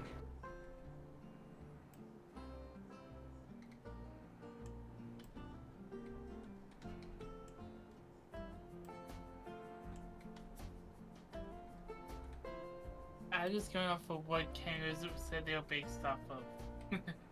Of what? Who? Of what was said about cameos for. Well, yeah, but this is a special circumstance. Yeah. Namely that it's just... They really wanted to keep Shade, and I'm actually kind of joining at this point, so... What do you mean, kind of? Well, look, I didn't mean it in the kind of, I mean, like, in the, like, explaining the circumstance, kind of, if that makes sense. Nope. Okay, whatever. I use the word kinda in when I'm explaining things and circumstances. It's just a bad habit. But yeah, basically they really wanted to keep Shade, so they get Shade. So you're saying that Domino cloned Shade when he made them into plush? No. No, it's Greaves. This is all done by Greaves. It is Greaves, not Domino. Mostly because Domino would have a hard fucking time doing it, considering he doesn't exist in Starlight. He does not have access to that.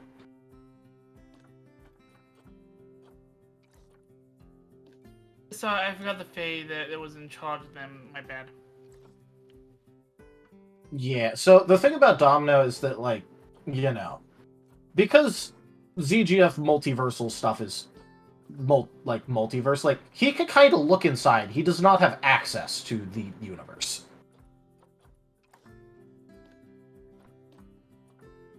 But Greaves, however, Greaves has, you know, like, the golden fucking ticket to wherever the hell he wants to go.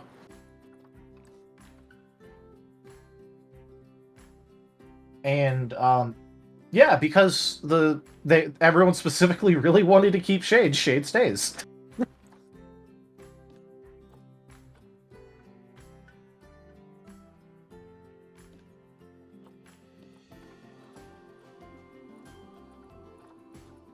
Mostly because it's a mix of them really enjoying how Shade like is fucking things up, and then also really liking just Shade as a character. Well, for me, it's also the fact that I want you to actually have a chance to play Shade. I mean, I know, but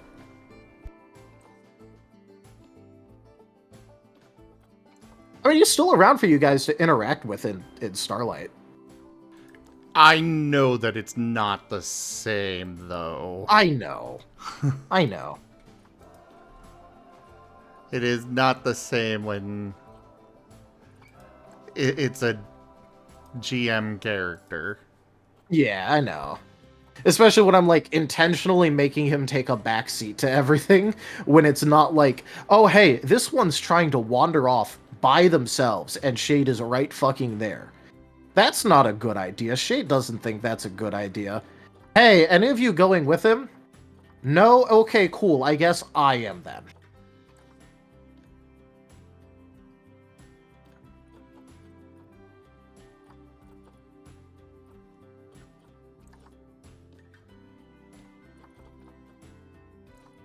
It is nice to actually get to play him as a dedicated character, even though I do... Like, I need to stop making Kerr have laughing fits as much. I keep accidentally assassinating Kerr with just normal shade responses. It is not on purpose, it's just me trying to play the character and then Kerr fucking dying. I know it's not on purpose. Hey, it's better to make the DM laugh than to make them get really frustrated at you. That is true. However, it's slightly different when when the storyteller is taking multiple laughing breaks a session.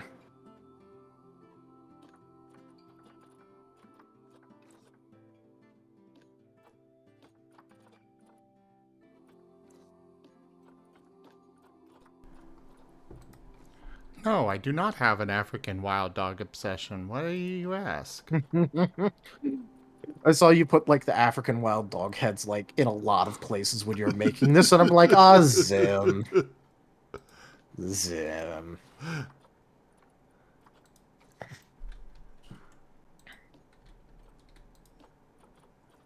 No. Paint's just using some of its fate influences to spread around the knowledge of African wild dogs.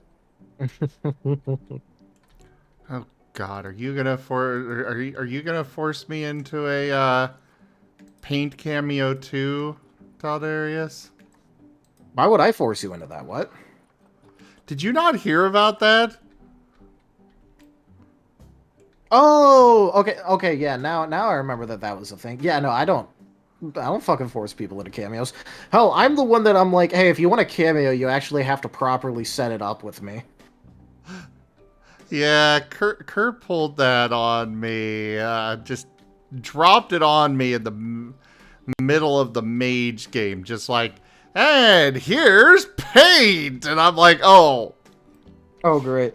Yeah, and here I am, where, like, I'm like, hey, look, if you can't bother to, like, properly set something up, like, you know, do you really want a cameo, or is it just more like passing interest? So I require generally that, like, cameos actually, like, set up their shit with me. Yeah. And then a lot of the time, basically every single time so far, it's just been like, oh yeah, I need to do that with you at some point. And I'm like, yep, at some point. I ain't gonna remind you. I will normally remind everyone about anything if I'm trying to set something up. But this is one of the things where it's like, hey, you know, if you can't be bothered to, like, properly set it up with me, I mean, you know, that's kind of on you. You're the one wanting to cameo. I never ask people to cameo. It is on their request.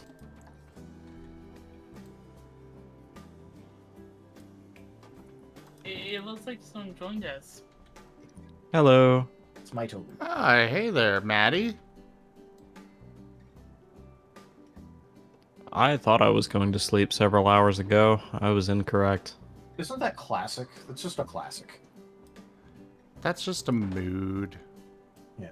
Oh shit, I forgot to delete the bottle of revenge from Shade Sheet. Let me get rid of that. I used the bottle of revenge already. So anything fun happened while I was gone? We just talk about table games. Yeah, that's all we've been doing lately. For the last little bit. I did some Super Animal Royale earlier, and now I'm doing Planet Zoo, just chillaxing. By the way, Taldarius, meet Matteo. Matteo, meet Taldarius. Taldarius is one of the lead developers for the SCAR system. Hello, I'm the math guy. I do the math. And Taldarius, Matteo is putting together the SRD for us. Oh, thanks, cool. Like the formatting for it, or the like whole thing? From what I understand, the website. Oh, cool. Good to meet you, Taldarius. Yeah, nice to meet you. Thanks for helping out. I'm sorry it took so long to respond. I'm having trouble putting together English words right now. No worries. Again, meant to be sleep several hours ago. Yeah, that happens.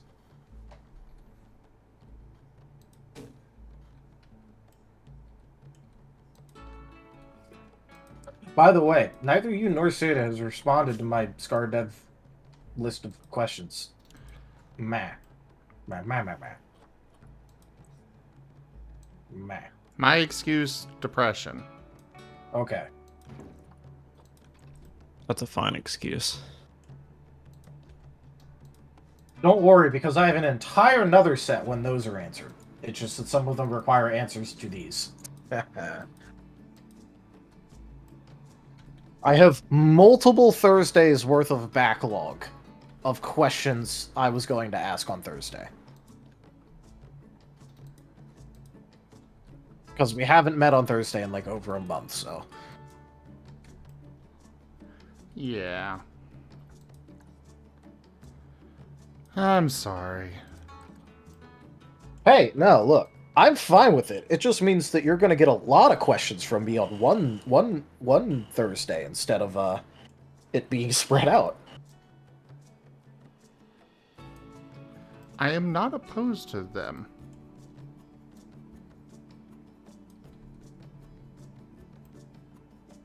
Alright, chat, can you make sure to clip that so that way on Thursday when I ask him 15 bajillion questions, he does not at all complain? You act like that's gonna stop me. That is true, but at least I have something to throw at you.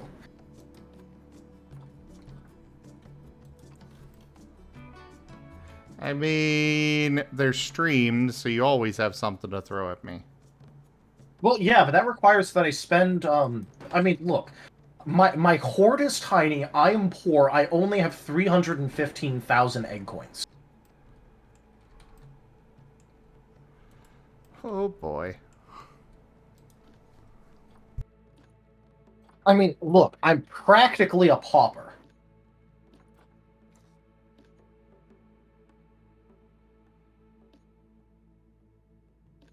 Why are these not connected? Although I will say, one of my favorite ever, like, dragon characters in any piece of media ever, specifically could only hear people based on their net worth. So if he was talking to a dragon that had, like, a small horde, he literally couldn't hear them. It was fucking hilarious, and I loved it.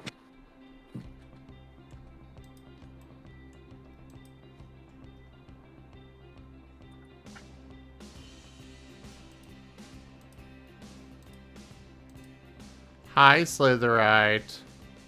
Hi, Slitherite.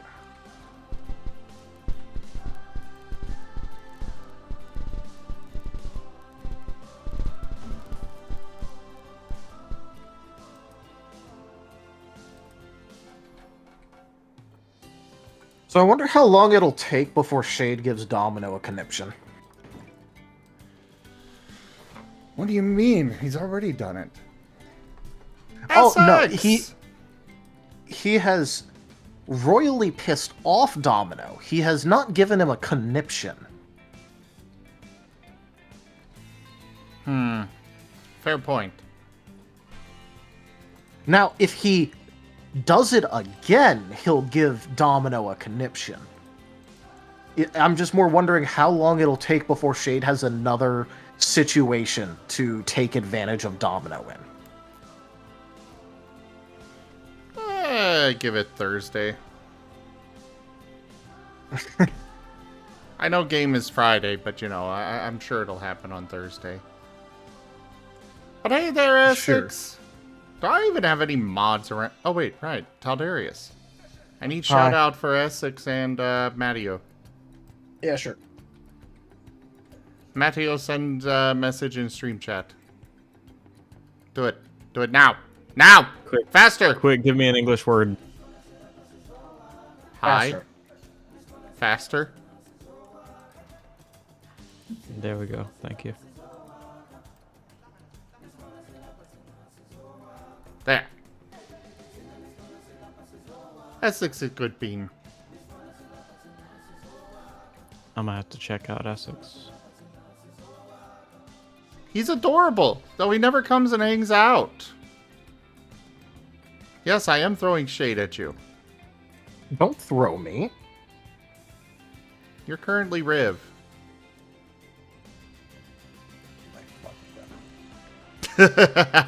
Don't throw me.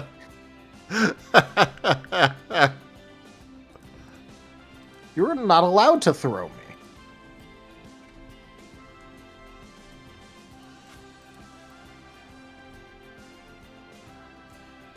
No, but seriously, like, I feel like I don't know this for sure, but Kerr really has a love for gimmick characters, doesn't he? Like enemies. Yes. Oh my god, I'm going to make him lose his fucking mind. He has a love for anime. Would be the better way to put it. Okay. And you So- know anime, every character's got a gimmick. Yes. So, given what Shade already pulled against Asius, I'm going to make Kerr lose his fucking mind, because I literally stopped Kerr from explaining the guy's powers and then took malicious advantage of them anyway. I'm going to make him lose his mind.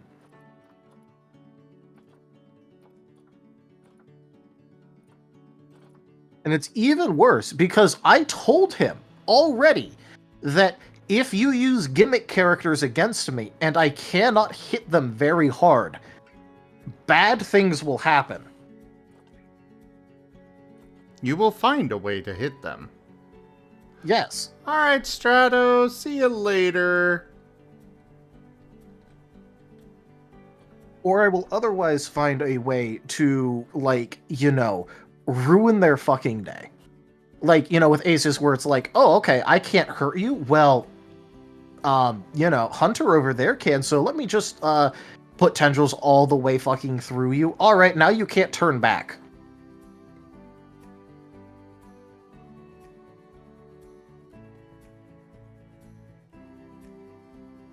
Like, let's fucking go, like, have fun with me being very creative.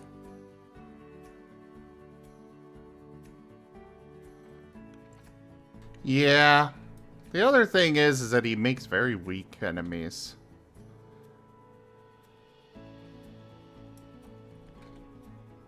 I feel like he goes by cultivation standards. What do you mean? There are like 15 bajillion characters out there that are stronger than you. However, you're lucky because you aren't fighting them because they are busy doing something or don't find you worth their while yet. So instead, you are fighting someone that is just about perfectly on your level and, it is actually, like, fairly comparable to you, and you can win so long as you try. Probably. That sounds But don't about right. worry, because the legendary Dragon God Emperor is around and will interact with you. He just won't do anything to you, even if he is around. Except, like, maybe he'll one-shot you very occasionally, but then not actually kill you. Think like what Dragomos did to Timber, but specifically on Timber's request, and then just doing that. Anyway, like, without the request being made. Yeah, that sounds accurate. Yeah, so he likes the cultivation stuff.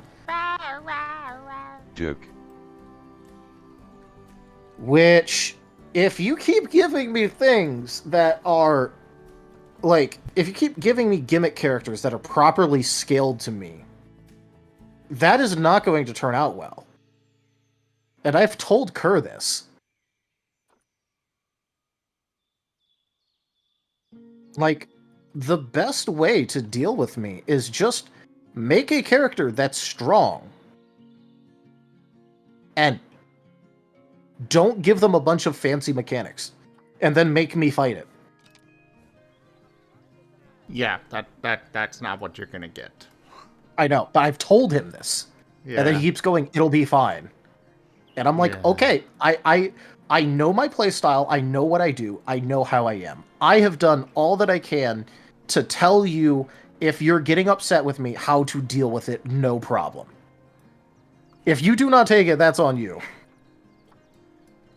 Yeah. Because if you make highly specialized gimmick characters, what I'm going to do is find the weakness of their gimmick and then mercilessly exploit it. If you make someone that just hits very hard and is very tanky, what the fuck am I going to take advantage of? They don't have a gimmick, they're just very solid, all-around strong. Like, the onus is on me to figure out and create an opportunity for that. It is not already baked into the encounter.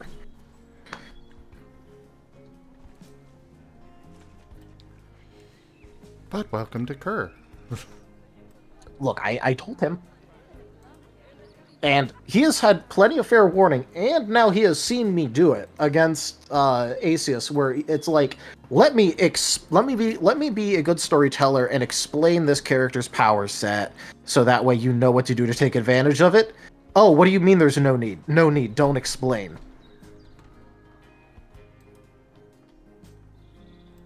I've had some issues with, like, come on, dude. I wanted, like, we had this big fight and we all digivolved, and Asher got to do nothing during it Oh, rip. because it was already killed before it got to him. It's like, dude, you have the power to give it more health. Yeah, you can. Yeah, like, as a storyteller, you could always whistle and strategically knock over your cup. Whoops, accidentally smudged the boss's health a bit. Let me just fix the. Okay, cool. Oh, what's that? You're coming up next? Okay, well, cool. Boss is still alive. Yeah. And so here I am, just kind of like, woo. We all digivolved and... oh, it's dead. Sucks to be me, I guess. Yeah. That's also why I felt a little bit awkward during, like, the Bararu, like, everyone, like, reliving worst memories part where, like, Shade got let out of it, which is good for the character, but then afterwards I'm just kind of like, all of these guys are fighting through it, and Shade is just like, I can't really do anything about this, so...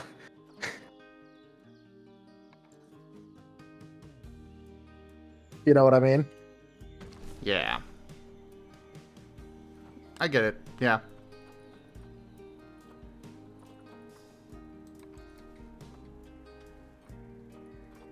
But actually, living his worst memories, he has cancer. Different games. Different games. Yes. We are So talking sorry. about Last Hope now. Yep. What's Hunter's... Like, I know there's going to be a legitimate response, but I'm going to meme real quick. Is he just, like, constantly reliving the time where he went to a restaurant and they said, enjoy your meal, and he stuttered back you two, and he's been on a downward slide ever since?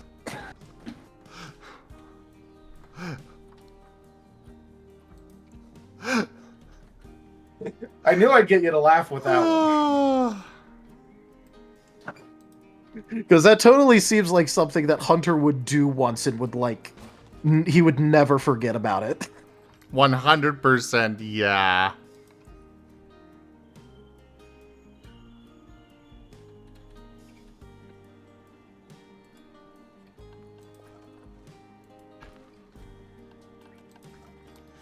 So, Matteo, to bring you up to speed a little bit, we are talking about some of our tabletop games and some of the interesting times we have with them.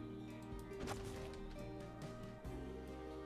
was just getting ready to ask how one takes part in one of these games.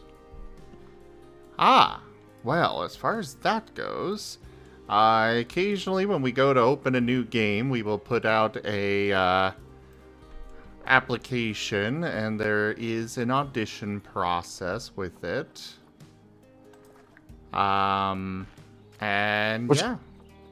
I'm interested how that audition stuff actually works out, because I've never had to go through it. For newcomers to the to the tabletop scene with our community. Okay, fair. Yeah. Fair. But if you This want is to funny see 'cause that, you can go watch. There's a few recordings. Okay, that's fair. No, because the reason that I was actually interested in it, because, I'm still thinking about, a Star Wars game at some point this year, so should probably know how the audition process works. This is true.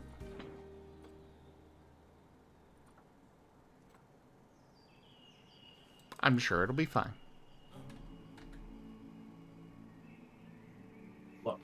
Look. You're saying this to the person who plays Vane.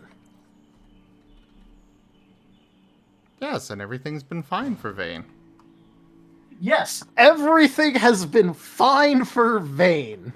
100%. See, I'm glad we're in agreement. Cuts over to Vane just having been, internally, screaming ever since the first second he woke up. Internally? I recall a particular moment of him not so internally screaming. Hey, look, that is true. But that's the first time that he actually externally screamed. He was doing it the whole time up until then.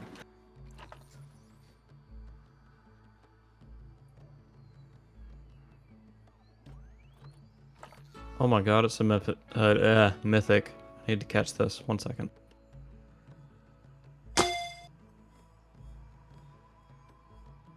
Taldarius, ban him. Wait. You've crossed the franchises, Matteo. Oh, hell. Joke. And you also attack someone with cancer. How dare you attack a poor chemo patient? What?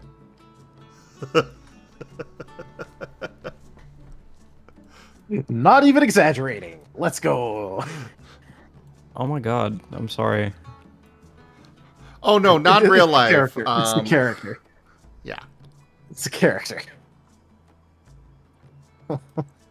Character of Asher is chemo patient.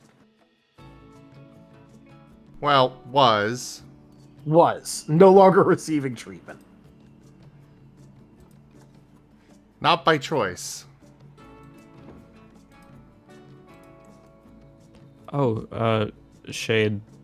Sorry if I'm way off the mark, but are you a Zorua? Yes, Shade is a Zora. Hell yes.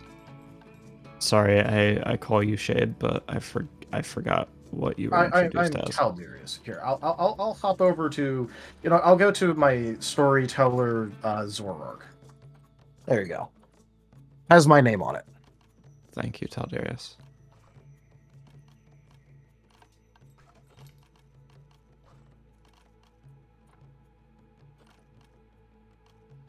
But honestly, at this point, you could probably address me as any of my tabletop characters, and I'll just respond to it. My favorite is to call him bitch. Okay, look, that is not something that you ever call me. I don't think you've ever called me that before, actually.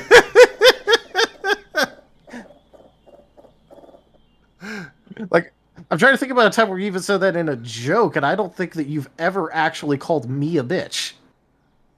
Wait, what? Until now. Until now, yeah. What means bitch? Oh, oh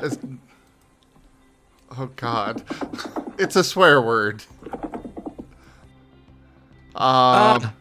Okay, I'm sorry. You're fine. Female dog. Yeah, female dog.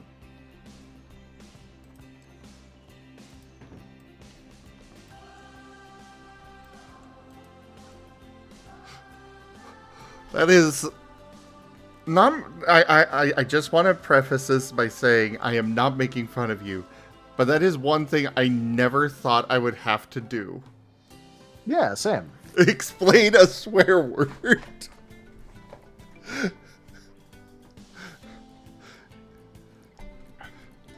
I mean, I have a German insult that I really love, which is Bananenbiege, which is banana bender. Okay. Used to describe someone who does a useless job because bananas are already bent. I mean an English swear word.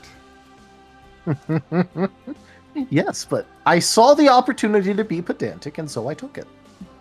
Yes, you did. You will should learn. I actually- am the superior evil here. I should actually know better. While I was passing through New York, I once had to have, what do you call them? The insults, but like for specific types of people. Oh, slurs? racist terms. Yes, I Racist. asked I asked into the open air what one of those meant after hearing a stranger say it, and I got some strange looks from my friends.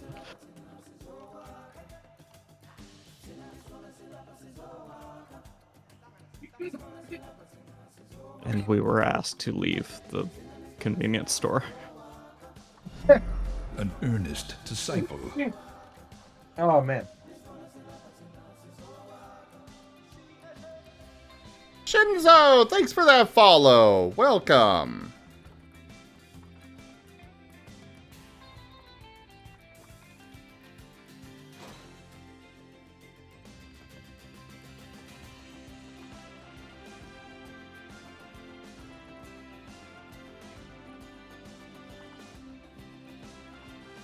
Quick, someone give me a reason not to use this time productively and be working on the website. Well, how much do you know about Pokemon? Some. How much do you know about Digimon? Very little. Well, I'm out of ideas. You could just hang out and vibe. That is Yeah. always a valid excuse. I can, I just want to make myself useful to this group of people who've been Oh my very kind to God. me. Phrasing, let's go! My favorite. Oh, did I say something bad? Would you like to take this, Taldarius? Yeah, okay. So saying that you want to make yourself useful to people is generally taken in a very intimate and sexual phrasing. That was not what I was going, oh my God, about! That was what I What was. is this? What were you going, oh my God, about? I was going, oh my God, because it's like, dude, you do not need to do that. Just Oh, I chill, vibe, That- relax. I was doing it because that's why I went woo phrasing. I even said woo phrasing. And then you went, oh, do you want to handle this? And so I'm like, okay, I guess we thought the same dirty joke at the same time. Cool. We do that a lot. Do you guys know who is CK9C? No. Just assume I don't know people. I just ask because they're one of the first furries I met in America, and they're being part of their team and being part of their community. They're very business-minded folk, so I've gotten used to being expected to kind of make myself useful to a team that I'm a part of. That's why I think this way, and I'm sorry if it's offensive. No, it's not. It is not offensive, and that is something that I will break you of. Here at ZGF, we are a family. We are friends. That is the core thing behind ZGF as a whole. We are here to have fun, relax. Like, yeah, you gotta have a little bit of professionalism with the stream, because, you know, streaming is a business. But I literally just called Taldarius a bitch. Like, come on. Yeah. Also, don't worry. I also like to get shit done a lot of the time. However, Zim has relegated that to Thursday. What is not to say that they are not friendly, is just that they're very very busy and surround themselves with busy people. You mean formal or? How you mean? Because that's like a formal environment is generally an environment where, like, you know, it's not very like it's not really appropriate to like joke around. It's mostly just like, you know, taking care of business, and then that's it. No, they're very personable. It's just that they are very busy, and they like to be surrounded by productive people. And for that, I've learned to be a productive person. I don't know if there's a specific word for that. Nothing's coming to mind. I know the kind of person that you're talking Yeah. about. I mean, like, are you trying to say that they're a workaholic? Like, they only do, like, work stuff, or? Yes, I ask to collab with them. They say they're booked out for 4-ish months. Ah. Yeah, no, we don't really do that at all. Like I said, like, we have not had the Thursday Scar meetup for, like, over a month. And I should say, Zim, you say the whole, like, you know, ZGF, we're family, but which is great and all, other than, you know, like when your boss says we're like family, that's usually a bad sign. But I want to think for better phrasing for that. Phrasing! Well, yeah, but I'm only the boss to, as far as that goes, it's only the storytellers where I'm, you know, boss. Okay, boss. Yeah. Wait, does this mean I get to make a union with the other storytellers and go on strike? You can try.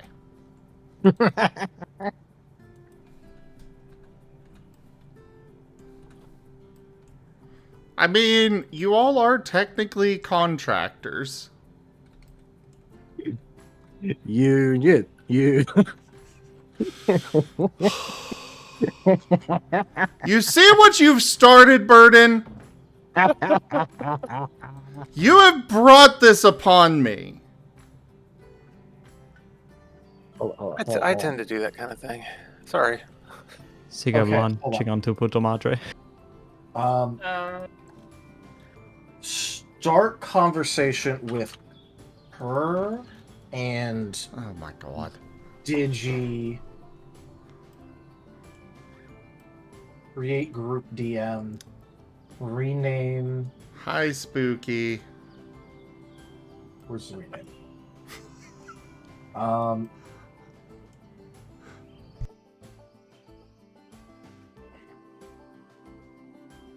Story. Okay, hold on. ZGF Storyteller Union. Did you throw Era in there too? No, but I'm about to. So, Spooky, so far on the stream, my storytellers have started a union. time, Zim.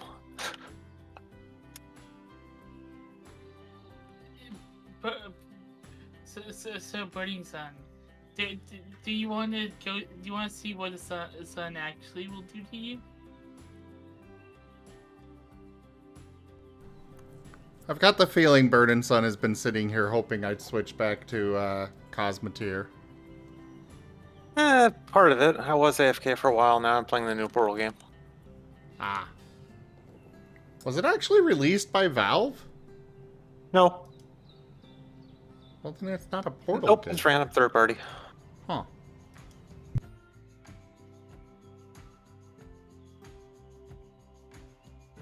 It's a well-made one.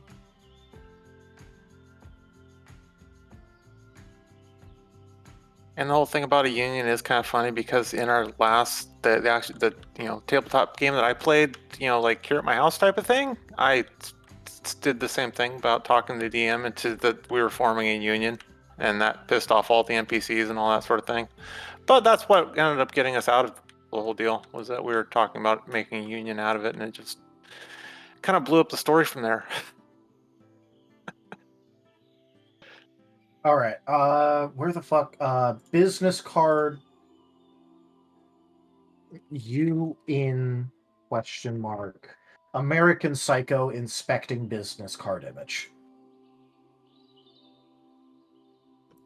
Huh.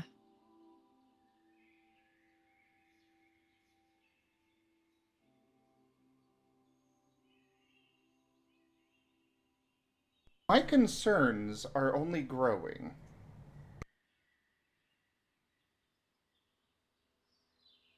KS.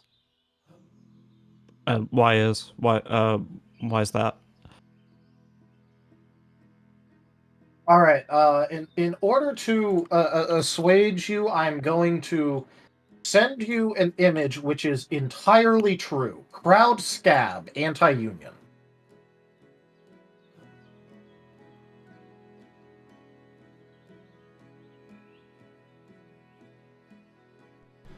I don't know. Oh my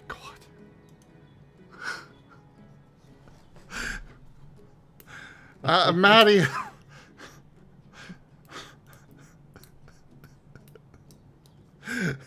What? I'm gonna need a sec. Did I do something? No. How dare. Because of what I sent him. Here. I will put it in media share just so all of you can see it too. Totally true.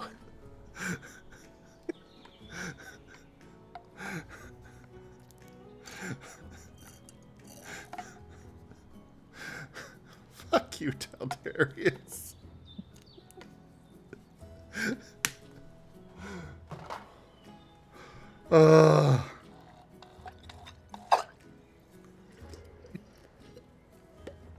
Okay. Like I said in media sharing, this is my official stance if anyone asks about the ZGF Storyteller Union. Proud scab.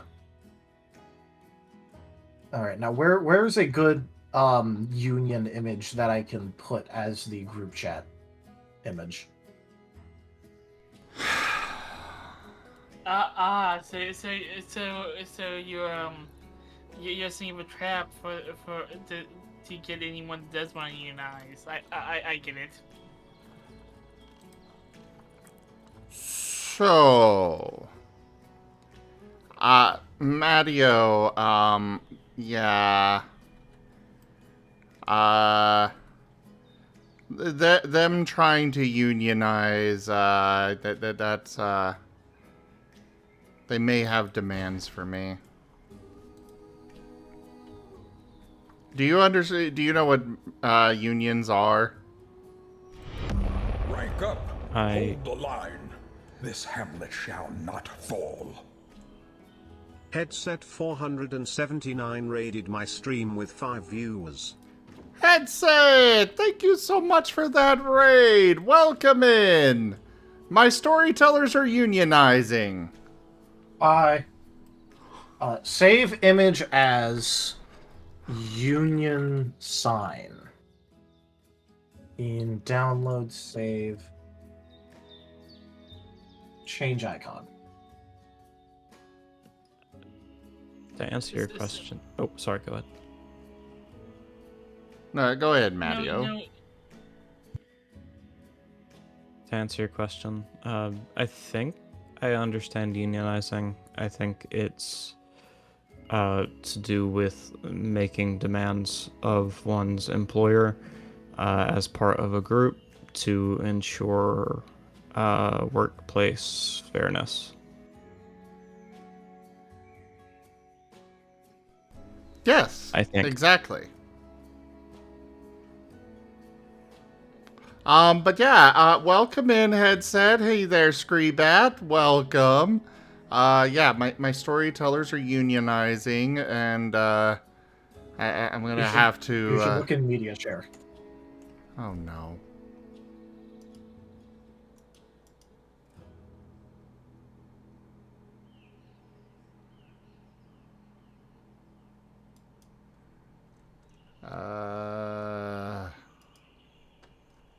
What have you sent?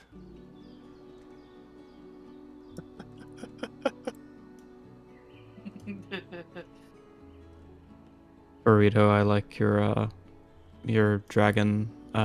Is it Chinese dragon model? Neil Dragon, yes. Hello, Wernie. I am attempting to convince the other storytellers in ZGF to unionize in order to annoy Zim.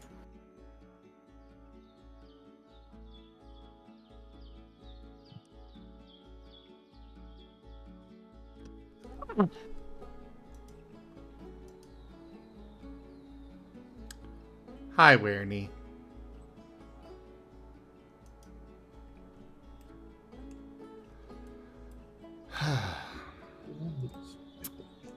This is my life now. This is just my life now.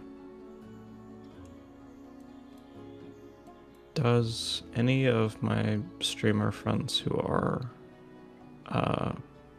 playing Skyrim?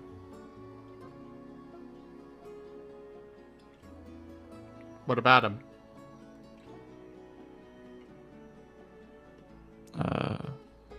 Oh, are any of your streamer friends playing Skyrim? I don't think so. No, I'm not ever since I 100%ed it. How? All locations, all achievements, all quests. That's actually impressive considering half the time like quests get bugged out and stuff just from NPCs wandering around. Yeah, I downloaded the UESP.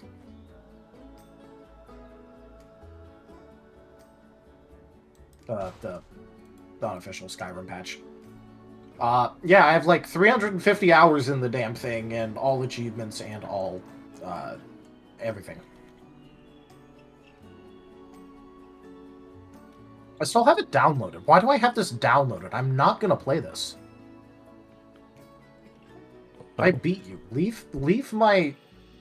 That is 15 gigs I just freed up. Okay. By the way, Matteo, congrats, you're in my game.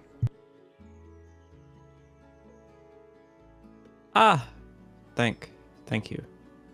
I ask because I've been working on a mod for Twitch integration, and Ooh. I've guinea pigged it a little bit, and I think it's ready for release, but I wanted to give it to bigger streamers first to get it out there. Well, I will definitely be happy to give it a shot. It's honestly, it's kind of been on my to play list again for a long time. I just haven't Also- gotten around to it. Real quick, Vane's meets ethic. No, goddamn it! I've never tried to say ethically in Vane's voice. Okay, because he doesn't have ethics. Vane's meets ethically sourced. I thought you would enjoy that. I literally have never tried to say the word ethically in his voice, and like it literally choked me up. So are you saying Vane has questionable ethics? Is it questionable if they don't exist? Yes, because... What's there should be, questionable like, about some- them? Because there's no ethics to observe.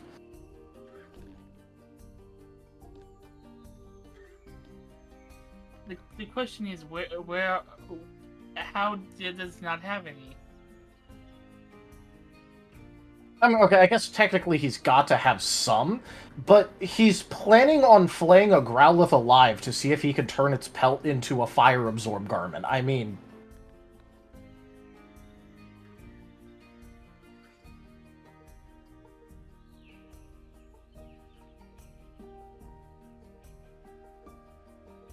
It sounds like you'd be a good fit for some evil laboratory. There. Don't worry. There is a Well- you know. Oh god. Real quick. So I these are the official ones. I made copies and put over there. But now we've got we got the juice shop named Juicy Spooky. We've got Asher's Meaty Pies for a pizza place. And Memento a la Silly Kit for a gift shop. Oh, okay. I hope you all enjoy the names. Yes. But yeah, so you know, it's Vane is very ethical in that he will kill a lot of people regardless of what they are unless they are on his team.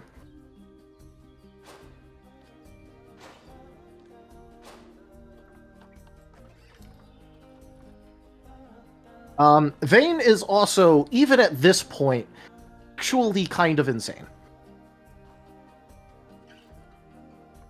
It sounds like you'd be a good hire for a company like Black Mesa. Yeah, okay, so the thing about Vane is that he is already tiptoeing into Tier 2 Dark Spiral, and it's been 5 fucking days. Although, luckily for all of you guys, Digi moved the initial memory modification bit to Tier 3, away from the end of Tier 1. You may thank Digi for that small amount of mercy he has given all of you. He's done what now? Originally, so you know how part of the thing about the Dark Spiral is that the memories start to corrupt and falsified, fabricated memories start to show up?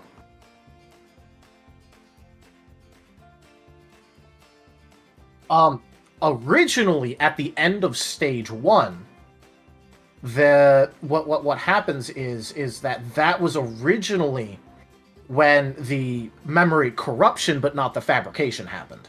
Fabrication was in Stage 3. He has now moved it from Stage 1 to both of them being in Stage 3. Which means Vane is no longer currently at the moment at risk of memory corruption.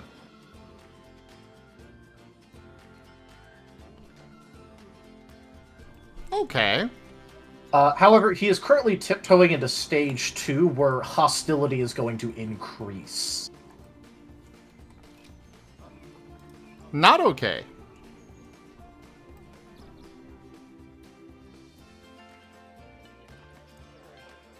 As it goes deeper into Stage 2, he's actually going to have a extreme increased desire for revenge and picking fights for virtually no reason.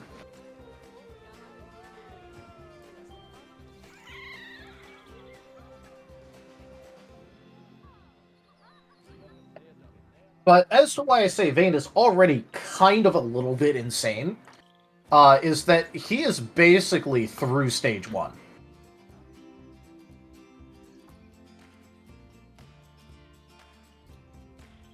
Okay. Stage 1. The early stages of the Dark Spiral start to interfere with small attempts to help someone recover through external means. Dark types might find general questions of their current situation annoying or feel less inclined to be in the company of others, friends included, and attempts to try and tell others how their feelings, how they are feeling might be more difficult, as it doesn't seem like the words are correct, and not finding the proper ones only frustrates them more, either making them want to end the attempt, or keep trying and get more and more frustrated feeding into the spiral. Apart from this, there are no major behavioral changes. A part of the thing with Vane's being unique is that it does boost up his negative energy, because his negative emotions, that was there like in the original write-up of this. And it dampens his positive ones. For him, it's basically cut off effectively all of them. It's still possible for him to have it, it's just overwhelmingly hard. So he hasn't managed it right now. And he is getting into stage 2, where he's about to have increased hostility.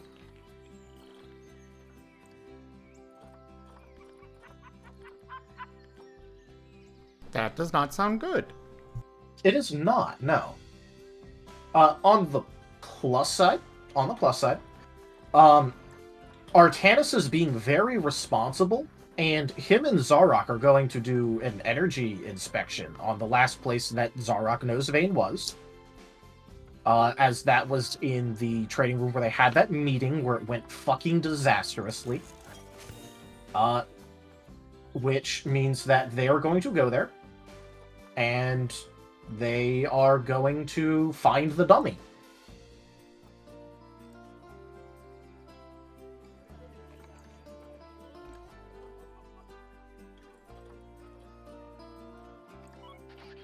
That's a good thing. So they can help him. Maybe. You see, the thing is, as of yet,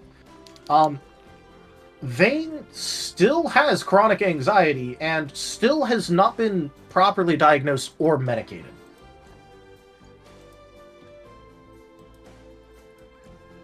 Yeah, but do you really need to be medicated for that? You have met Vane. Are you going to even insinuate that Vane does not need medication? I mean, I've looked in a mirror.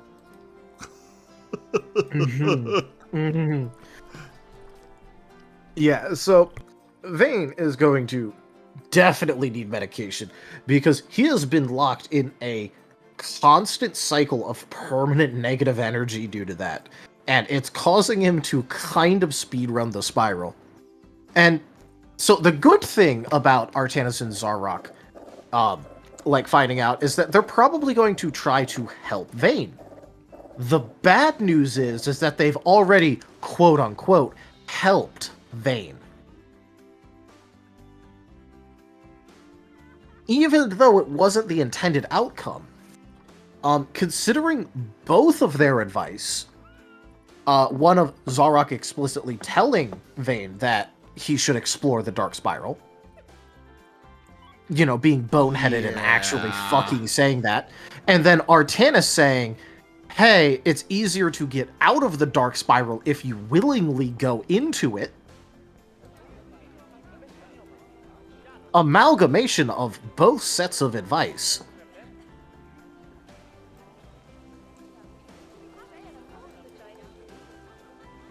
Vane gonna do a purposeful swan dive down it.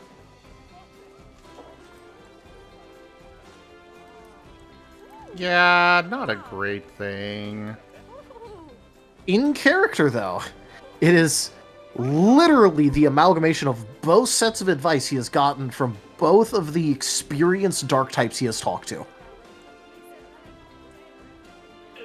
Vane evolves into Honchbo. He could do that right now if he technically wanted to, but he does not. He has a Duskstone from Cirrus. By the way, one reason that he isn't doing that is because he is struggling with the current amount of dark-type energy he has. Yep. If he evolves, he'd probably instantly go fucking insane. like full on 100%.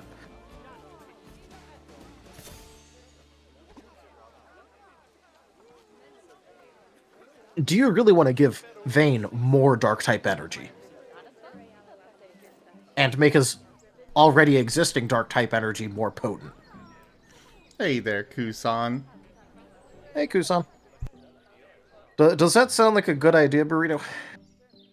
I just think something could happen in a dark spiral. Oh, yeah, well, the thing is that Vayne's going to be a serial killer.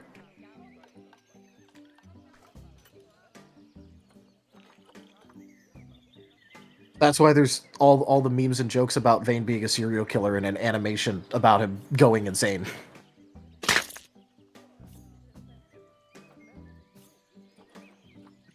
For some reason, like...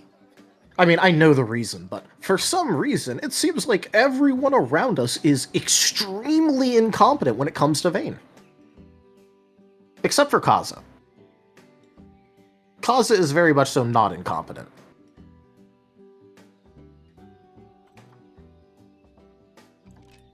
Kaza is, like, the one person that Vayne is, like, actually attaching to. Everyone should probably make sure that bad things do not happen to Kaza.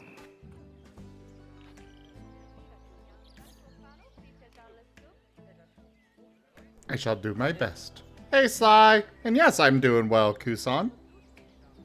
How are you? It takes notes. Influence that affects Kaza. Hey, look, if you do negative influences on Kaza, I can't stop you, and I'm not going to stop you. I'm just letting you know that there will be consequences in-game.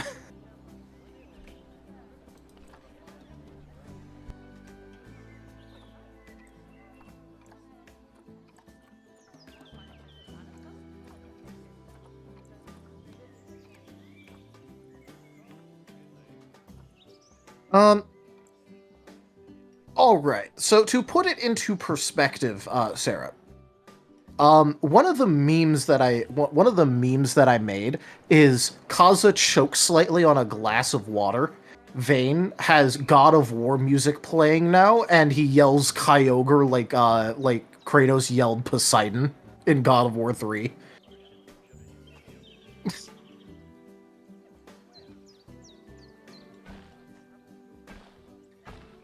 All I'm going to say is Kaza is the one person that Vayne well and truly is, like, attaching himself to. I mean, yeah, he's, like, attached to the rest of the team, but, like, Kaza is the one that he is, like, actually, like, properly doing it.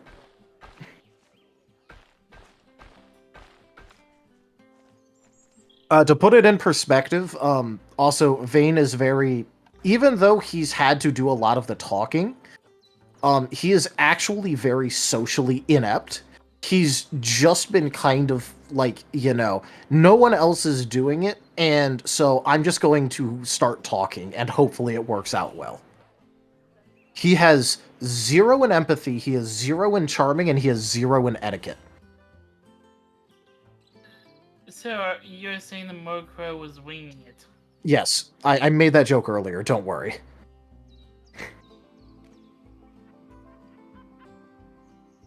In fact, I made 2 versions of the joke earlier today, which was, Vayne has been winging it, and he's been flying by the seat of his pants.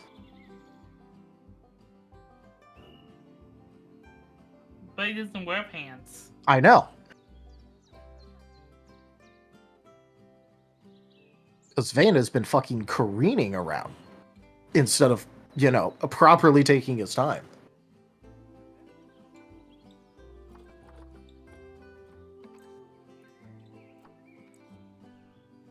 Are you Yeah, completely so- lost, Matteo? Hi, Matteo. I'm just enjoying listening. Cool. You're properly vibing.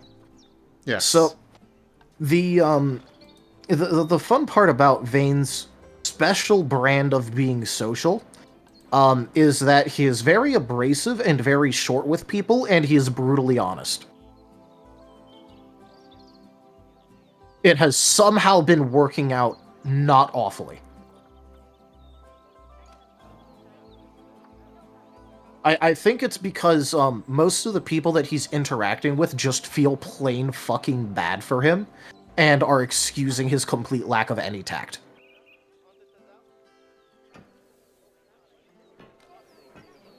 Does that track for you too, Zim? Like, is that why you think, like, Vane's attempts at being social have been going well? 100%. Because I'm just sitting here and I'm like, you know, Vane has not been doing the social stuff, like, successfully on the face of things. I legitimately, it's just like, they're just letting him get away with it because it's like, oh my fucking god, this poor kid. 100%.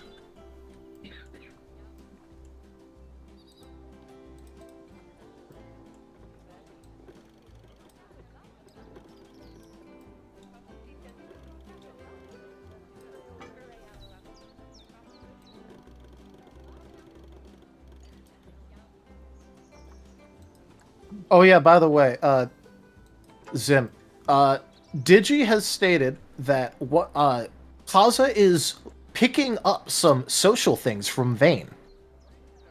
Oh no. Mainly that it's okay to be kind of rude to people sometimes. Because Vane did it to the Guildmaster, and then the Guildmaster listened, so obviously it can't be that bad, right? Oh no. I mean, it's Kaza, so, like, they kind of can't really be properly, like, rude to people, but... Apparently that's a social cue that Kaza is picking up. Again. Oh no. We now know that we know from a couple sessions ago that Scroll can't be around Espions or Sable Eyes. Why Espions? Espions have a jewel in the middle of their head. No, he's learned about that. Also, he's probably scared of Espions a little bit because of the Guildmaster. Good night, No. Labrant. Sleep well, Loberon. Yep. Good night, Logron. Well, even if you have scheduling conflicts there, they are posted in VODs on a YouTube. Yes, they are on YouTube. Available for watching. But yeah, so the fun part about the Vane Kaza interactions is that after the after the you know, the little wood scene, I feel like a lot of it has just been Vane has attached himself to Kaza as, like, you know, emotional anchor point, and then Kaza is, like, looking at Vane like, you're really abrasive, but you're also the nicest person to me. Oh my god, there are so many people going through here. I think I should move that building. Obviously, nothing could possibly go wrong from further extended Vane Kaza interaction. Oh, absolutely not. No. You should totally just continue to let Vane get more and more attached to Kaza. Nothing will go wrong at all should something happen to Kaza.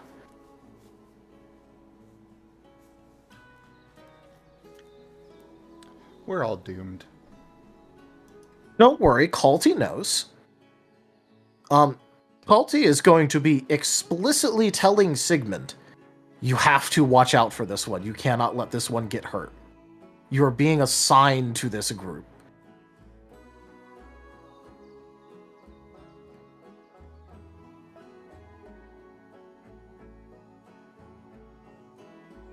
There is a good there's a good way that Culty can explain to Sigmund why it's so fucking important. So, Zim, do you know how like Sigmund was like really attached to Tree? Yes. And it was like the one thing that he like actually properly cared about? Yes. Culty just goes to Sigmund and go, Sigmund, you need to listen to me. You need to listen to me on this. Kaza is Vane's tree. And then Sigmund would be on fucking board, even though he wouldn't be happy about it.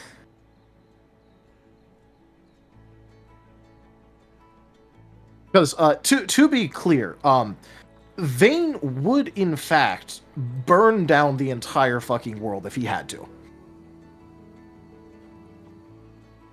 Oh boy. Don't worry, if one of the gods hurts Kaza, he'll just do some deicide.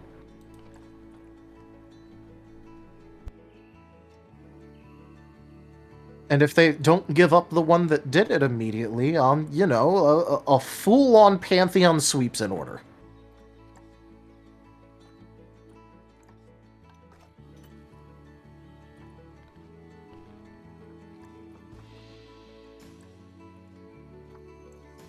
And given what I know out of game, it's looking a lot more possible that it's going to happen.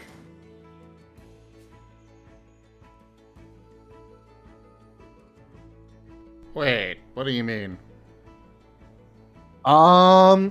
So you know how CL was like a really shitty dad to Kaza, like specifically with Kaza's training, and it like fucked up Kaza pretty bad?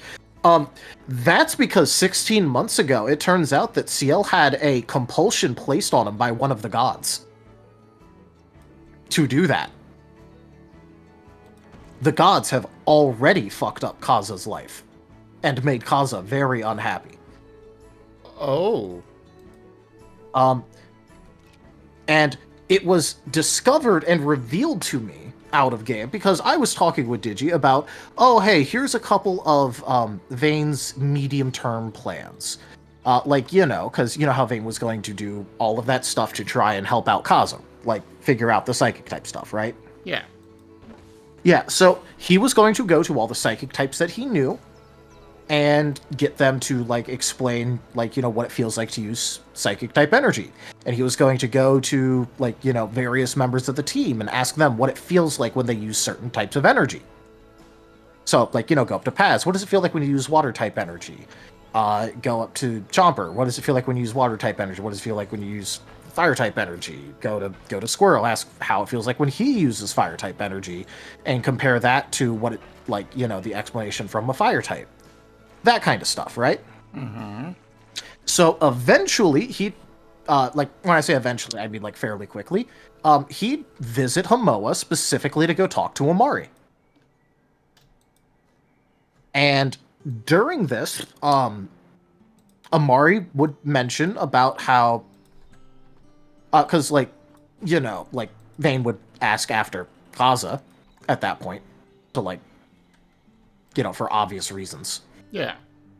And Amari would make a comment about how, like, you know, she just doesn't understand, like, I mean, he's acting better now, but she doesn't understand, like, why CL was so hell-bent on, he was completely convinced that this was the way. This was the way that Kaza should be trained, and it would all work out perfectly. Like, he literally just woke up one day, and that was what he thought. And then they would just be like, that's strange. I'm going to ask another couple questions about this and then check up on it a little bit. And then he does, and would basically go and be like, okay, look, you feel very strongly about this in a very weird way. And Vane already knows that, you know, from Sigmund, that the gods definitely exist and are around. He's met Ruvicon. Ruvicon has literally told him that he's a demon. So he would just kind of assume, maybe there's some supernatural fuckery here, and basically tell CL right now you're going and getting a checkup by Sigmund. During that, Sigmund would discover that 16 months ago, CL had a compulsion placed on them. And there are no suspects, and it makes literally no fucking sense. So then Vane would basically go, I got nothing here, and go to Culty and ask a favor to check the timeline to find out what happened. And then Culty is going to be very confused and go, Cresselia did it. And Cresselia is, the lunar dream Pokemon. Legendary. The counterpart to Darkrai. Yeah. And so at that point, Vane now knows that it was a god that put the compulsion on CL, specifically to fuck up Kaz's training in life. And the only two culprits is either Cresselia themselves, or asking Sigmund, hey, is there a hierarchy, that kind of stuff, finding out about Arceus, and then going, the full list of suspects is Cresselia or Arceus. You see why I say it's very likely that during the course of this campaign, we're just going to have to clean sweep the gods, right? Oh boy. What has poor Squirrel gotten into?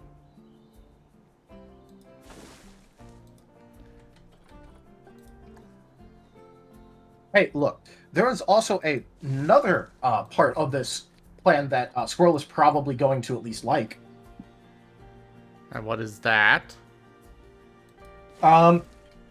So, on the Amari side of the family, it turns out that they are Christian, Mormon, fundamentalist, weird, psychic type, closed community. However, they really know their psychic type shit. So, take Kaza there to learn the basics. And, quite literally, part of the plan would be to build a hut on the edge of their property. Just outside of the community. And Vane would specifically go to Squirrel and go, hey, how do you feel about testing out your axe on a bunch of trees, chopping it down, turning them into logs, and learning how to build a hut? Oh, yes, Squirrel would enjoy that. Squirrel likes crafting. Yes. Which is why Squirrel would actually probably enjoy that part of it. Yes. That's if we can't get Kaza to, learn that shit without them. Yeah. But,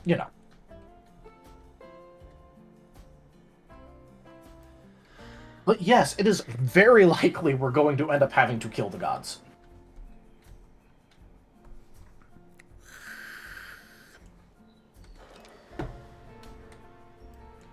Oh, right. Don't worry, according to Culty, Vane is generally very successful at doing this. Oh, in all timelines? In a lot of the timelines, yes. Mostly because Vane is very meticulous and plans shit really fucking hard. And the gods are very lazy. And also because a lot of the time he finds out a certain item that exists in the world. I can tell you about it if you want, but I don't want to spoil everything in case you don't want it to be in your head. Why not? Yeah, so Sigmund has an anti-god bomb in his basement.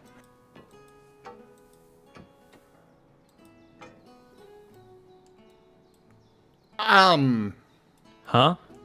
Yes, you heard me. Sigmund keeps a bomb in his basement that is specifically tuned to kill gods. That motherfucker wants to bomb Arceus.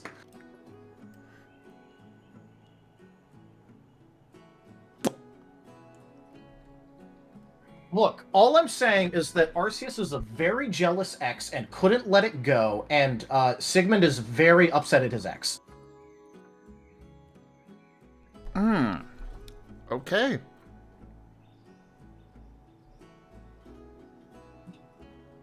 Actual lore, let's go.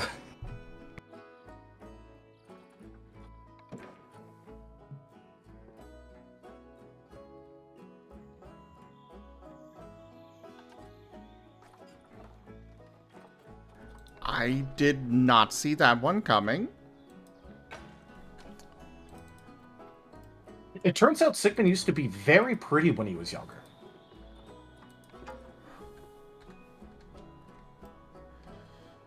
I'm more concerned by the fact that we nearly blew up his house.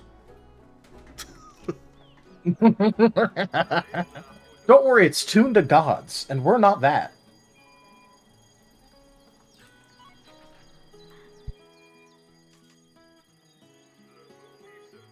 Specifically, it works by pouring in negative thoughts and energy and all of that, and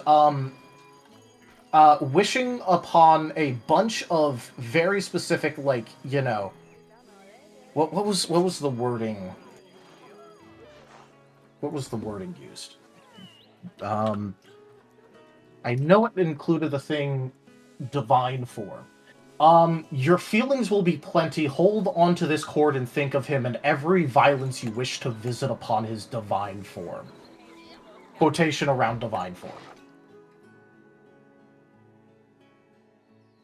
If we were more standard PMD like characters, like going on a more standard PMD adventure, Sigmund would have been one of the final bosses.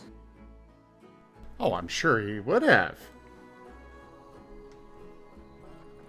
Yeah, imagine us having to take down and kill a healer tank spec before a bomb goes off. And he has, like, a healing move of every single type.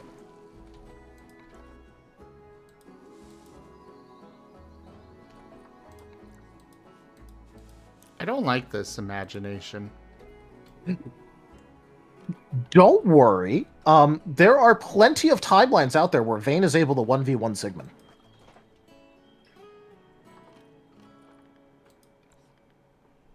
Mostly because Sigmund does not actually have that much offensive capability, in terms of, like, pure damage. I still don't like this timeline.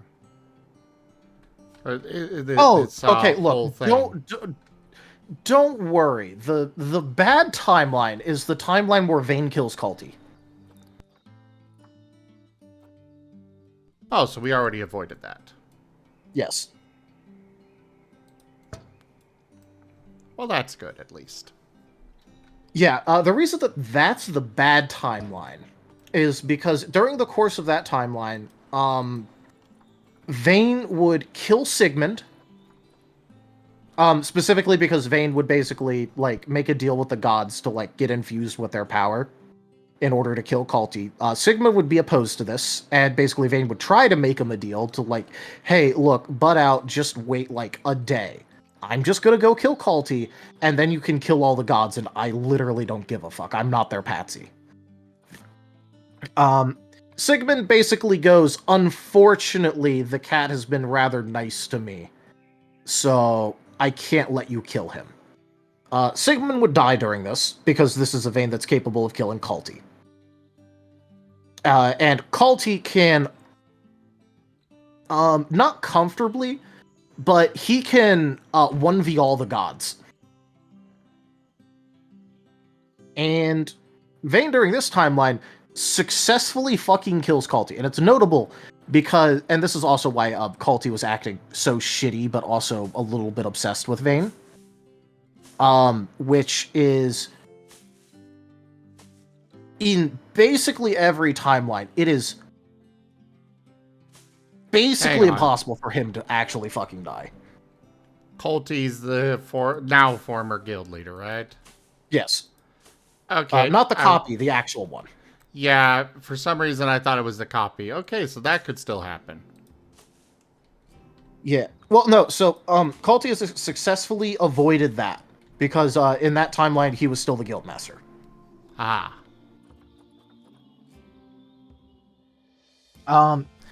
And so is this just the Vayne show at this point? No, this was me and Digi were fucking around when chatting. Me, Digi, and Raharu generally end up doing like a fair amount of like Lost in Chaos chats. About random shit. And this is one where it was like specifically the theme of it was Culty talking to a bunch of different variations on timeline future veins. And like Digi would give me context on the timeline so that way I could play it. Because it was actually Culty. Culty has been basically doing a little bit of timeline sleuthing. He got his like finger on the pulse of basically like all the party except for Vayne. So that's why we were doing this. And I just happened to remember the details of the timelines because I thought they were super fucking interesting.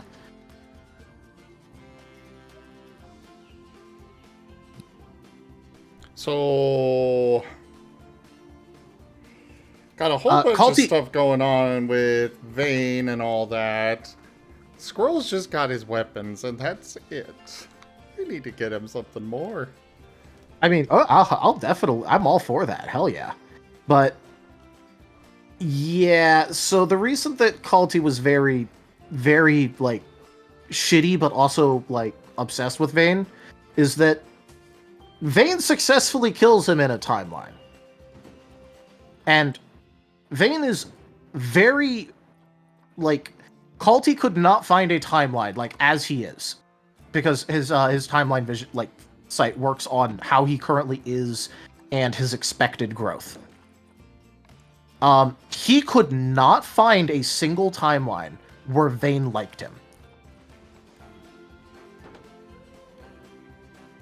And that wasn't something that I came up with. That's something that Digi said. And so that was already novel. Vayne successfully kills him in one timeline. Very novel. And Culty unfortunately has a friend type. He really, really likes the I can fix them types. Culty has a very suspect friends list if you want to hear some of his friends list. Sure. So obviously there's Sigmund and CL. There is a necromancer. There's a demon.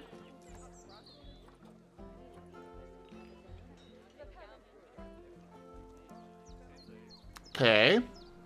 That you have successfully reached the end of the known list.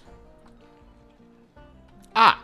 But it is in fact canon that his type is bad people he thinks that he can fix. And so when he does more timeline sleuthing and talks to more neutral veins, because he automatically goes for like the worst outcomes to like basically go, how can this go wrong? Because funnily enough, Culty actually does have anxiety. He just doesn't act like it, but he does have it. So he automatically checks the worst timelines. He checks through like the rest of the shit, and it's all stuff that he can deal with, and then he finds the timeline where Vayne kills him. And then he starts going through more and more timelines, progressively getting them more and more neutral, and realizing, fuck, he's kind of got a point.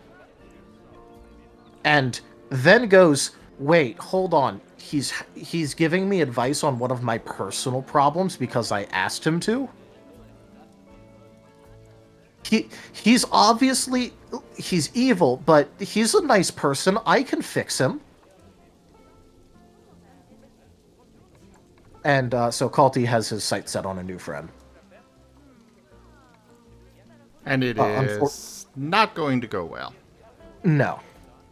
On the plus side, it's actually why Culty made that big announcement and is stepping down and is actually like working on improving himself now. Originally, it was kind of more for like the friendship thing, like just wanting a friend, and then it was also realizing, oh shit, I should actually just kind of do this. He's still going after Vayne as a friend, though.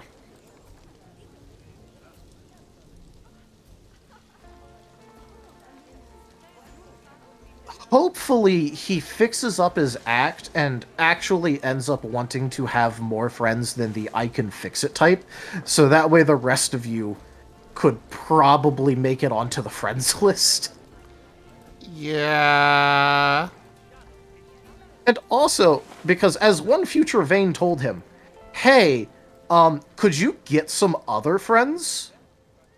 And people that you, like, call friends? Because the list is CL, me, Sigmund, a necromancer, and a demon. We are all bad people. They're just going to eventually be someone that notices that all of your friends are bad people and start looking into me. I don't want that to happen. I've kept this under wraps, and I don't want to get outed because you wanted to be a friend.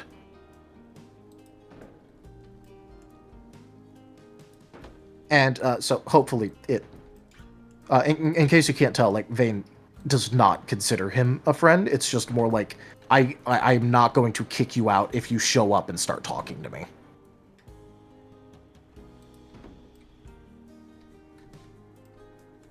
On the plus side, consider he's actually improving himself, like, a fair bit now. He may eventually find a timeline where Vane is, mildly positive.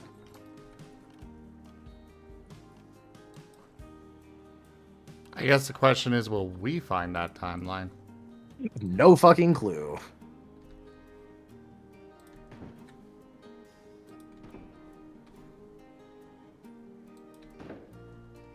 I mean, look, again, I hope so, because it means that, like, he would actually, like, fix his shit, and, like, the rest of you would probably, like, end up becoming actually good friends for him, instead of Vane, who is, well, I guess, technically, for people he cares about, he tries. Look, Vane is a fucking awful friend to have. I mean, like, objectively.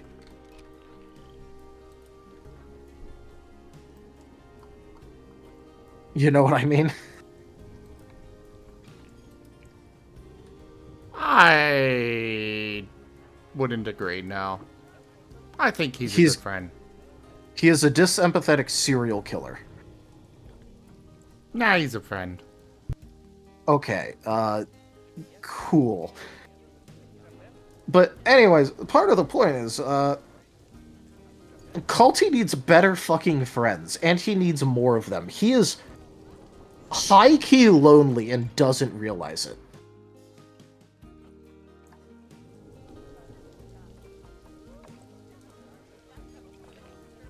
Out of game, I want him to have friends and head pats.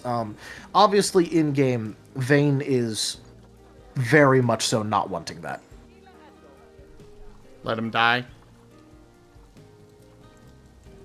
I mean, no, because he's, first of all, like, strong and useful, but, like, I'm not going to go out of my way for him. Or even, like, want him to go out of his way to force himself upon me, and, like, with his company. Mostly because,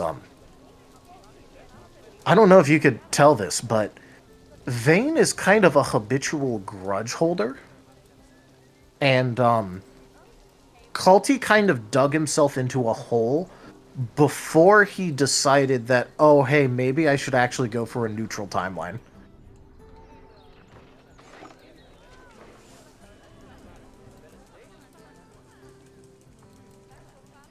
So, you know, I guess eventually he'll dig himself out of the hole. Maybe.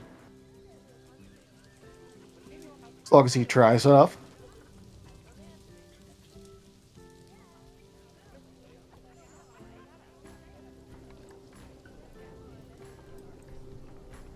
I suppose we will have to wait and see. Yeah. The one that I'm really interested to see is, due to the fact that it has, like, an actual mechanical side to it, Digi is wanting me to help with, Kaza's synchronized mechanic. So that'll be interesting.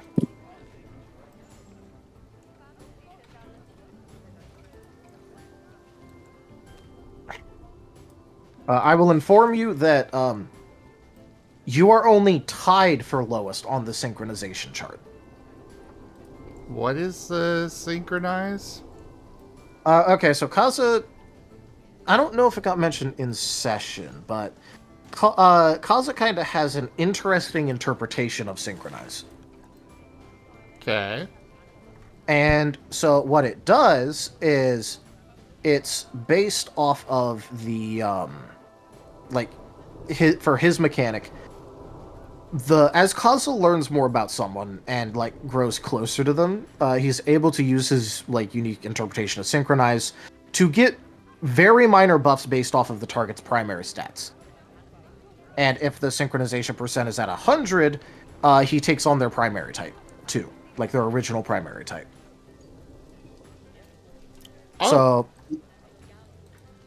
like, you know, Vayne is dark flying, dark as the primary. So Kaza would take on dark type if he was at 100% synchronization with Vayne and uses that. So yeah, definitely not synchronizing with Squirrel. Yeah, Squirrel synchronization percent is tied with Scruff at 5%. And the 5% is because, you know, he's on a team with you.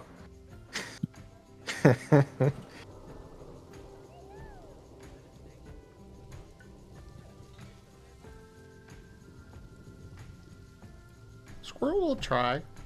He's trying. He will. In case you're curious, Scruff and Squirrel are at 5%, Paz and Chomper at 15%, and Vayne's at 25%. Ah. Well, I mean, they did kind of just spend an entire night in the woods talking, I mean. Well, yeah.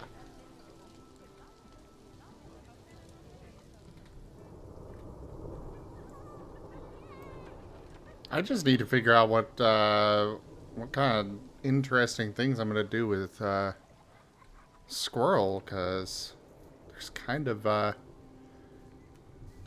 least as far as interacting with the world, like, Yeah. I've got ideas for what to do with him and such, but actually interacting with the world is a whole other thing. Yeah. Look, I didn't have anything for that. I just wanted to make a character that was like a former criminal investigator who was good at like perceiving things. And it has quickly evolved into this. Yeah.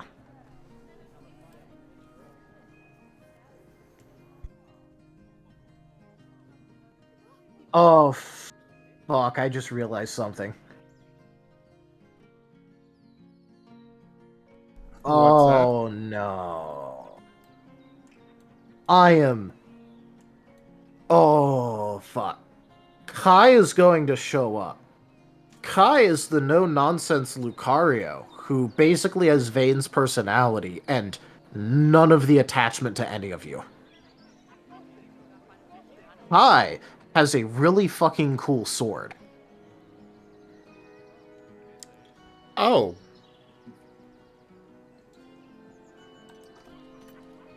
I think I see where this is going. Fucking hell. Oh no. Oh no.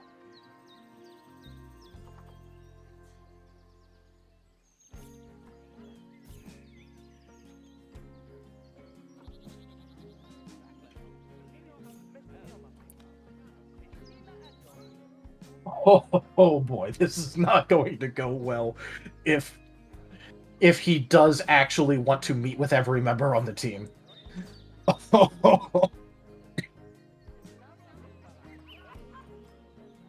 So it's even worse because the Guardian Corps, you know, the one that like Scruff heard about through the thing, the research he was doing. He's a part of the Guardian Corps. And the Guardian Corps are one of the places that hardcore embrace tech. So he also has a high-tech uniform and a cool sword.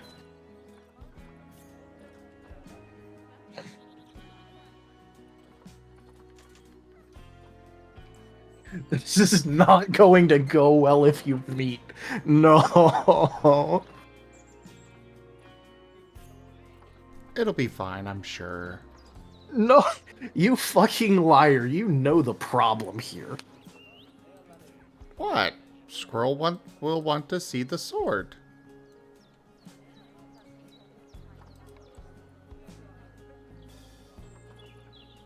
What's wrong with that? It's like putting up with Vane, who has no tolerance for you at all whatsoever.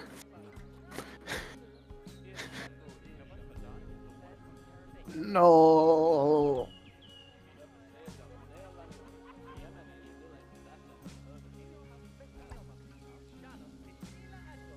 I still fail to see what the problem is.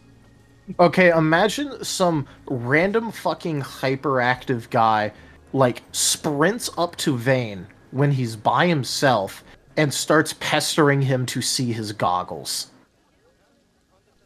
Well, yes. What's the problem? Oh my fucking god, this is going to go awfully. God, please. Listen to my prayers. Make it impossible for Squirrel to meet Kai. Just this once. Please. Fuck. Okay. Yell at Squirrel. He runs off.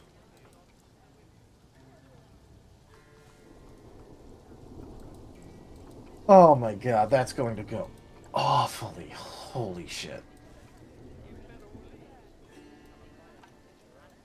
It's an easy solution. Just yell at him. He'll run off. That's Jet. Jet's the one that sprints off if you yell. No, Jet ran off because he got slapped. I mean, okay, fair.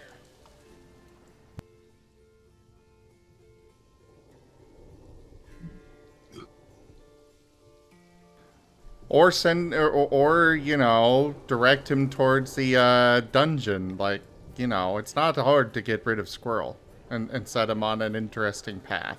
No, but the problem is that Vane probably isn't going to be around if Kai seeks you out. He's going to try to find Vane first, because Vane is the leader.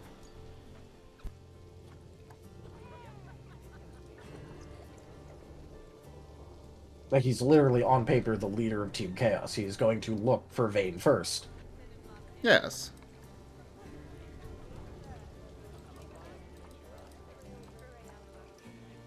Oh my god, this is going to go so fucking awfully.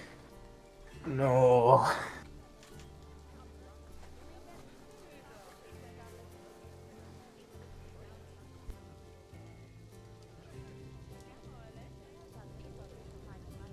Okay. Wednesday will certainly be a day that exists.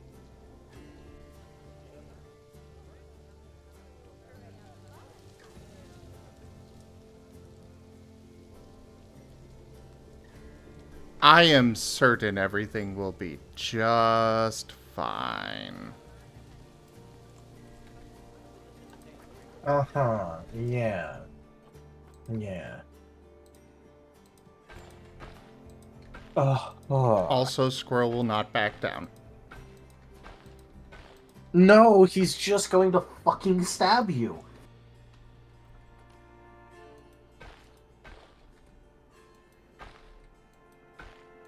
Okay. Squirrel has a new weapon to test out. No. No.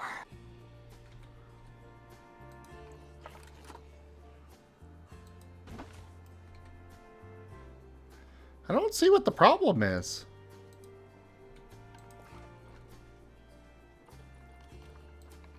No. So Squirrel has to spend another day or two in the, you know, recuperating. What's the big problem? Because he's going to ask if you have a will like that he needs to process. Nah, I'm sure they'll hit it off.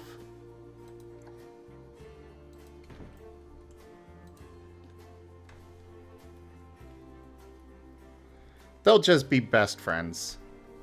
Totally.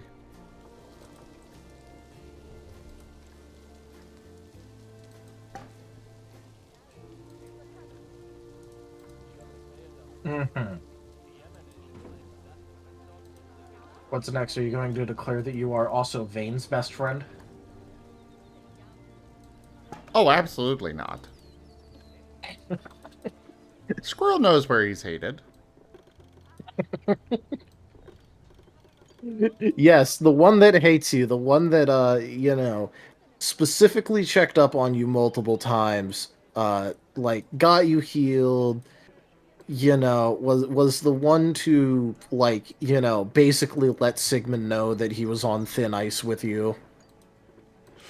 Yeah, Vane definitely hates you. Squirrel does not actually think that. Yeah. Although I bet Squirrel does have, some mixed feelings about Vane.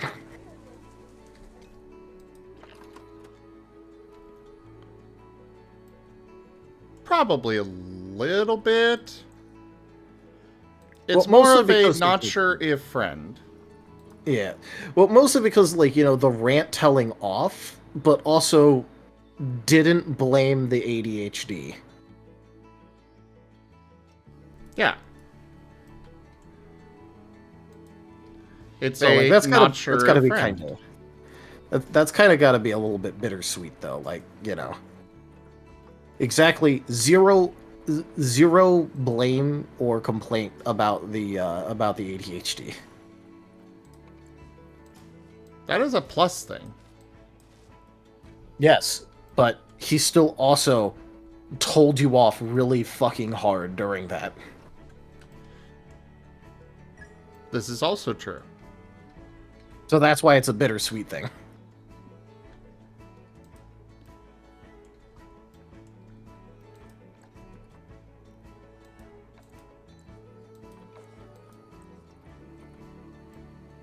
Also, you know what? Squirrel also probably got to see Vane act super pissy on his behalf.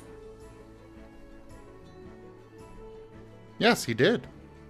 Like, Which is part of why he's okay with Vane. yeah, just probably thinking about it, the first time you have ever seen anything other than, Vane's resting, resting disappointed face that he just constantly has on, was, probably when he was absolutely fucking incensed because of what Farion did.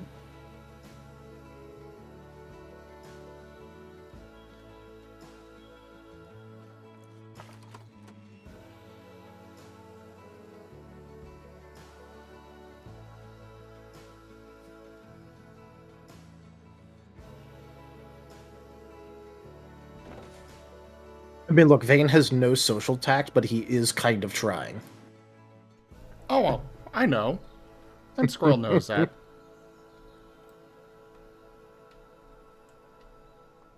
It's just unfortunate. The one that has to go around talking to everyone is the one that has the, the social tact of a brick.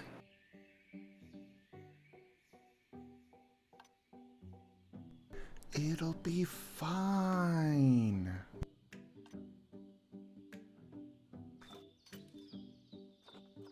It'll definitely be fine, considering that Vane is planning on intentionally pissing off Rallis next session. Oh?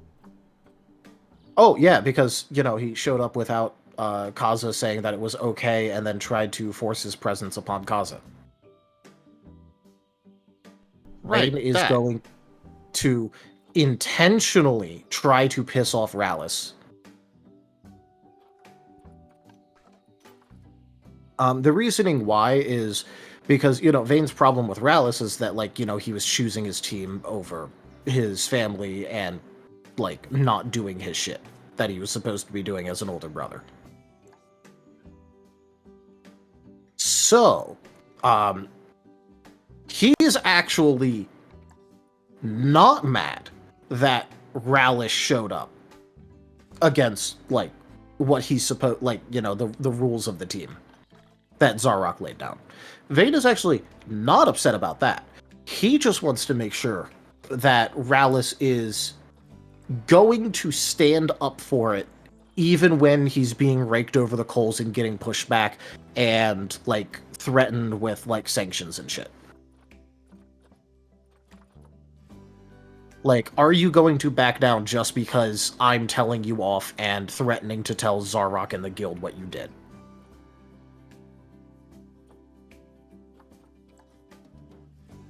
And so Vayne is going to intentionally be raking Rallis over the coals and trying to piss him off.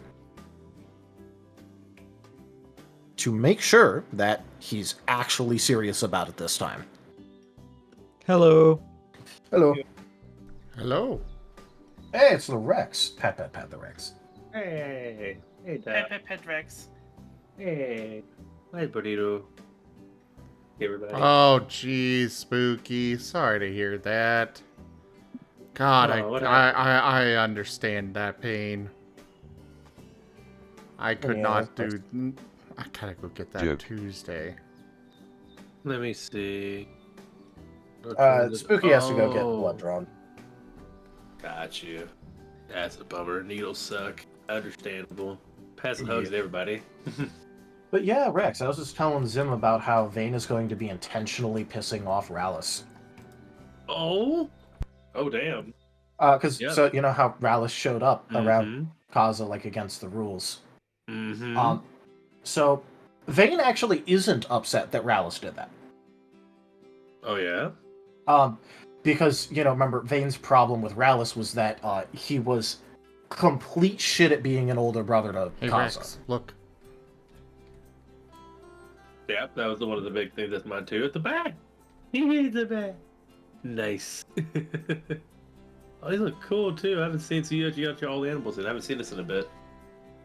Not all of them. There's so many in this game.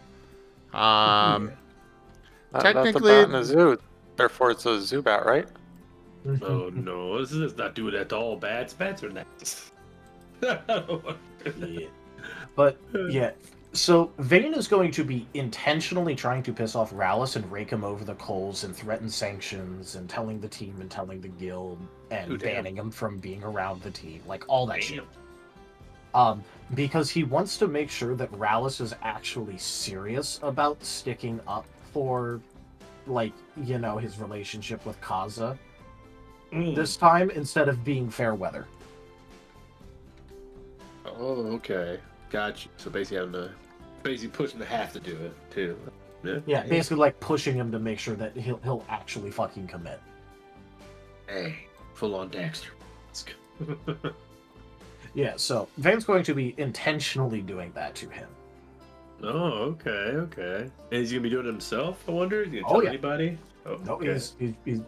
he's well, he would attempt to do it with Zarok there to like land credence, but well, I already kind of know that out of game that it's not 100%, but it's almost guaranteed that Zarok's going to be busy with Artanis because they're going to be looking like they were going to be going to the last place that they knew that Vayne was at and was like dealing with his spiral, which would be the library trading ground. Which, because they want to go check, like, because that's obviously where Vayne was, like, losing it. So they want to check, hey, like, what intensity are we dealing with here? What tier is he in from this? Yeah, exactly. Like, how far is it? So that they're gonna go there, and the dummy's still there.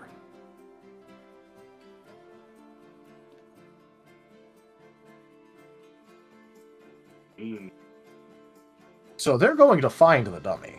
Yeah, they're gonna see it.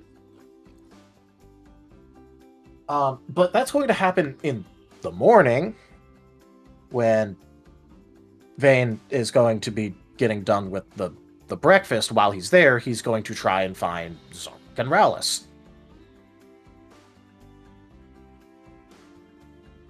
And if he doesn't find Zarok and he finds Rallis, he's just going to, like, you know, do it then and there.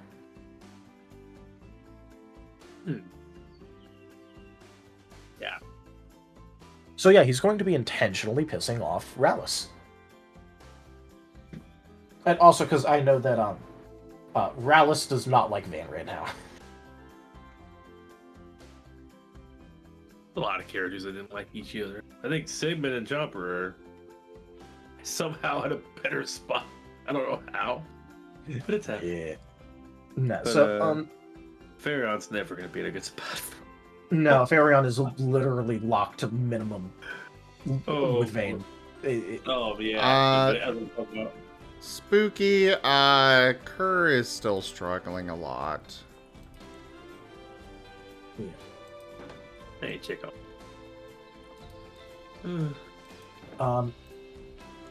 So basically, I was asking, like, hey, let's just hope that Rallis doesn't fuck up the talk with Vayne, despite his current distaste for him. And Digi's like, he might be rude.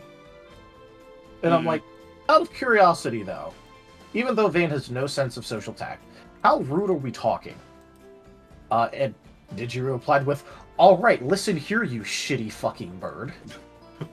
Oh, no. So... And then I put, oh, wow, it's a really good thing that Kaza isn't around and Vayne has no social tact and doesn't care. Jeez. Oh, man. He said some funny things about Sigmund, too. What Sigmund would say. Yeah, it's been good playing out. I told Zim some very fun things about Sigmund. Oh, yeah? They were completely unexpected, but they are true. Oh, Sigmund facts. Everybody's wearing the outfits and everything. Back. I can tell you the Sigmund facts if you want. Yeah, if y'all mind, I'm sure I'm down to hear them. All right. Sigmund has a bomb in his basement that's meant to kill God. What the fuck? Okay, look. Arceus is a very bad ex to have, and never quite got over it, and Sigmund is salty.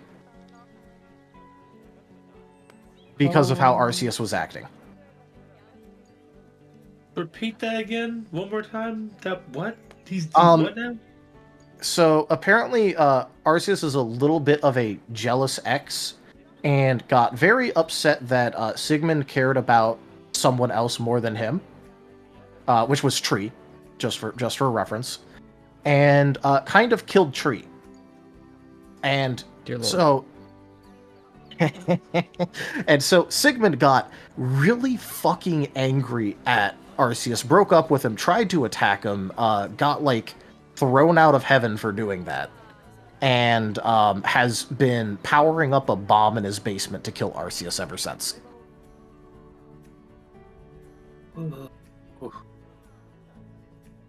That's still so... That's crazy. I can't even comprehend. Well, okay. Well, all right, then. That is why Sigmund acts very salty. And I only found out, like, about this shit after I called him out on, like, being divine. It's like, oh, okay. He used to date God, apparently. Cool. I want one of these. You want one of what? Yeah, wild dog helmet. Yeah. Did you get your African wild dog for Animal Royale? No. Not yet. Okay, we'll get it next. It looks good. Yeah, literally call him out. Yeah. Oh. Look, I think the Sigmund fact is very fucking funny to me. It's hilarious to me. Yeah. You're wild. Hey, look at that boy. Look at that boy in the giant pile of the meat. Look at the wagon. Cute. Ah, it's adorable. Comes out of bloody face. Like, So seriously, though, like, imagine my reaction, like, finding out that Sigmund dated God. That is quite the thing to be told. Like, by the DM. Storyteller. Oh, yeah, okay, whatever. Shut up. It's 3:40 a.m. for me. They might catch. But yeah, that was quite the wild thing to like have completely 100% confirmed. Do you I work didn't even know that tomorrow, was- Rex? Duke. Duke. What are you talking about? I'm a Marten. Martens don't have to. All right. I think I'm going to go to bed, but if you want, I can leave you with one more piece of cursed fucking knowledge. Yeah, sure. I will say that, like, considering that this is far more cursed than thinking about the fact that Sigmund dated God, I am letting you know it is actually kind of cursed. Okay. If Zib's okay with it, sure. Sure. All right. Arceus is canonically very good in bed. Okay. We'll put that for the ship notes. All right. Good in bed. Alrighty then. Dang. I told you it was cursed. How do you get that information? Did you mention it? Well, how is it pertinent? It's just random mentioning? Well, they are every type. That is true. Holy shit, there's a point there. They're every type. But at least you didn't have to hear it with like Sigmund's tone. Oh, because that's what I got. Oh no! It was very cursed. Yeah. Oh jeez. All right. Good night. I'll see you guys. Have a good night. See you later. Sleep well. Yeah, I'm gonna sleep like the fucking dead, hopefully. Hey, Valerie. Good night. Things that I wish I didn't hear. But I think I'm actually gonna go ahead and call it for this eve. Oh my god, that tongue is... What is happening? Oh. Ah, yes, the famous African wild dog detachable tongue. That was a thing I just saw. Speaking of cursed things. So cursed! It's taking over everything! The curse is spreading. Something tells me someone did not code that animation right. Oh my god. That's the most cursed thing I've seen in a long time. Oh, okay. No. Yeah, Paint's talking that long, thankfully. Let's see something cute to counterbalance that curse. I'm just gonna put one of these emotes out there, and yeah, there you go. Play some music too. There we go. Ooh.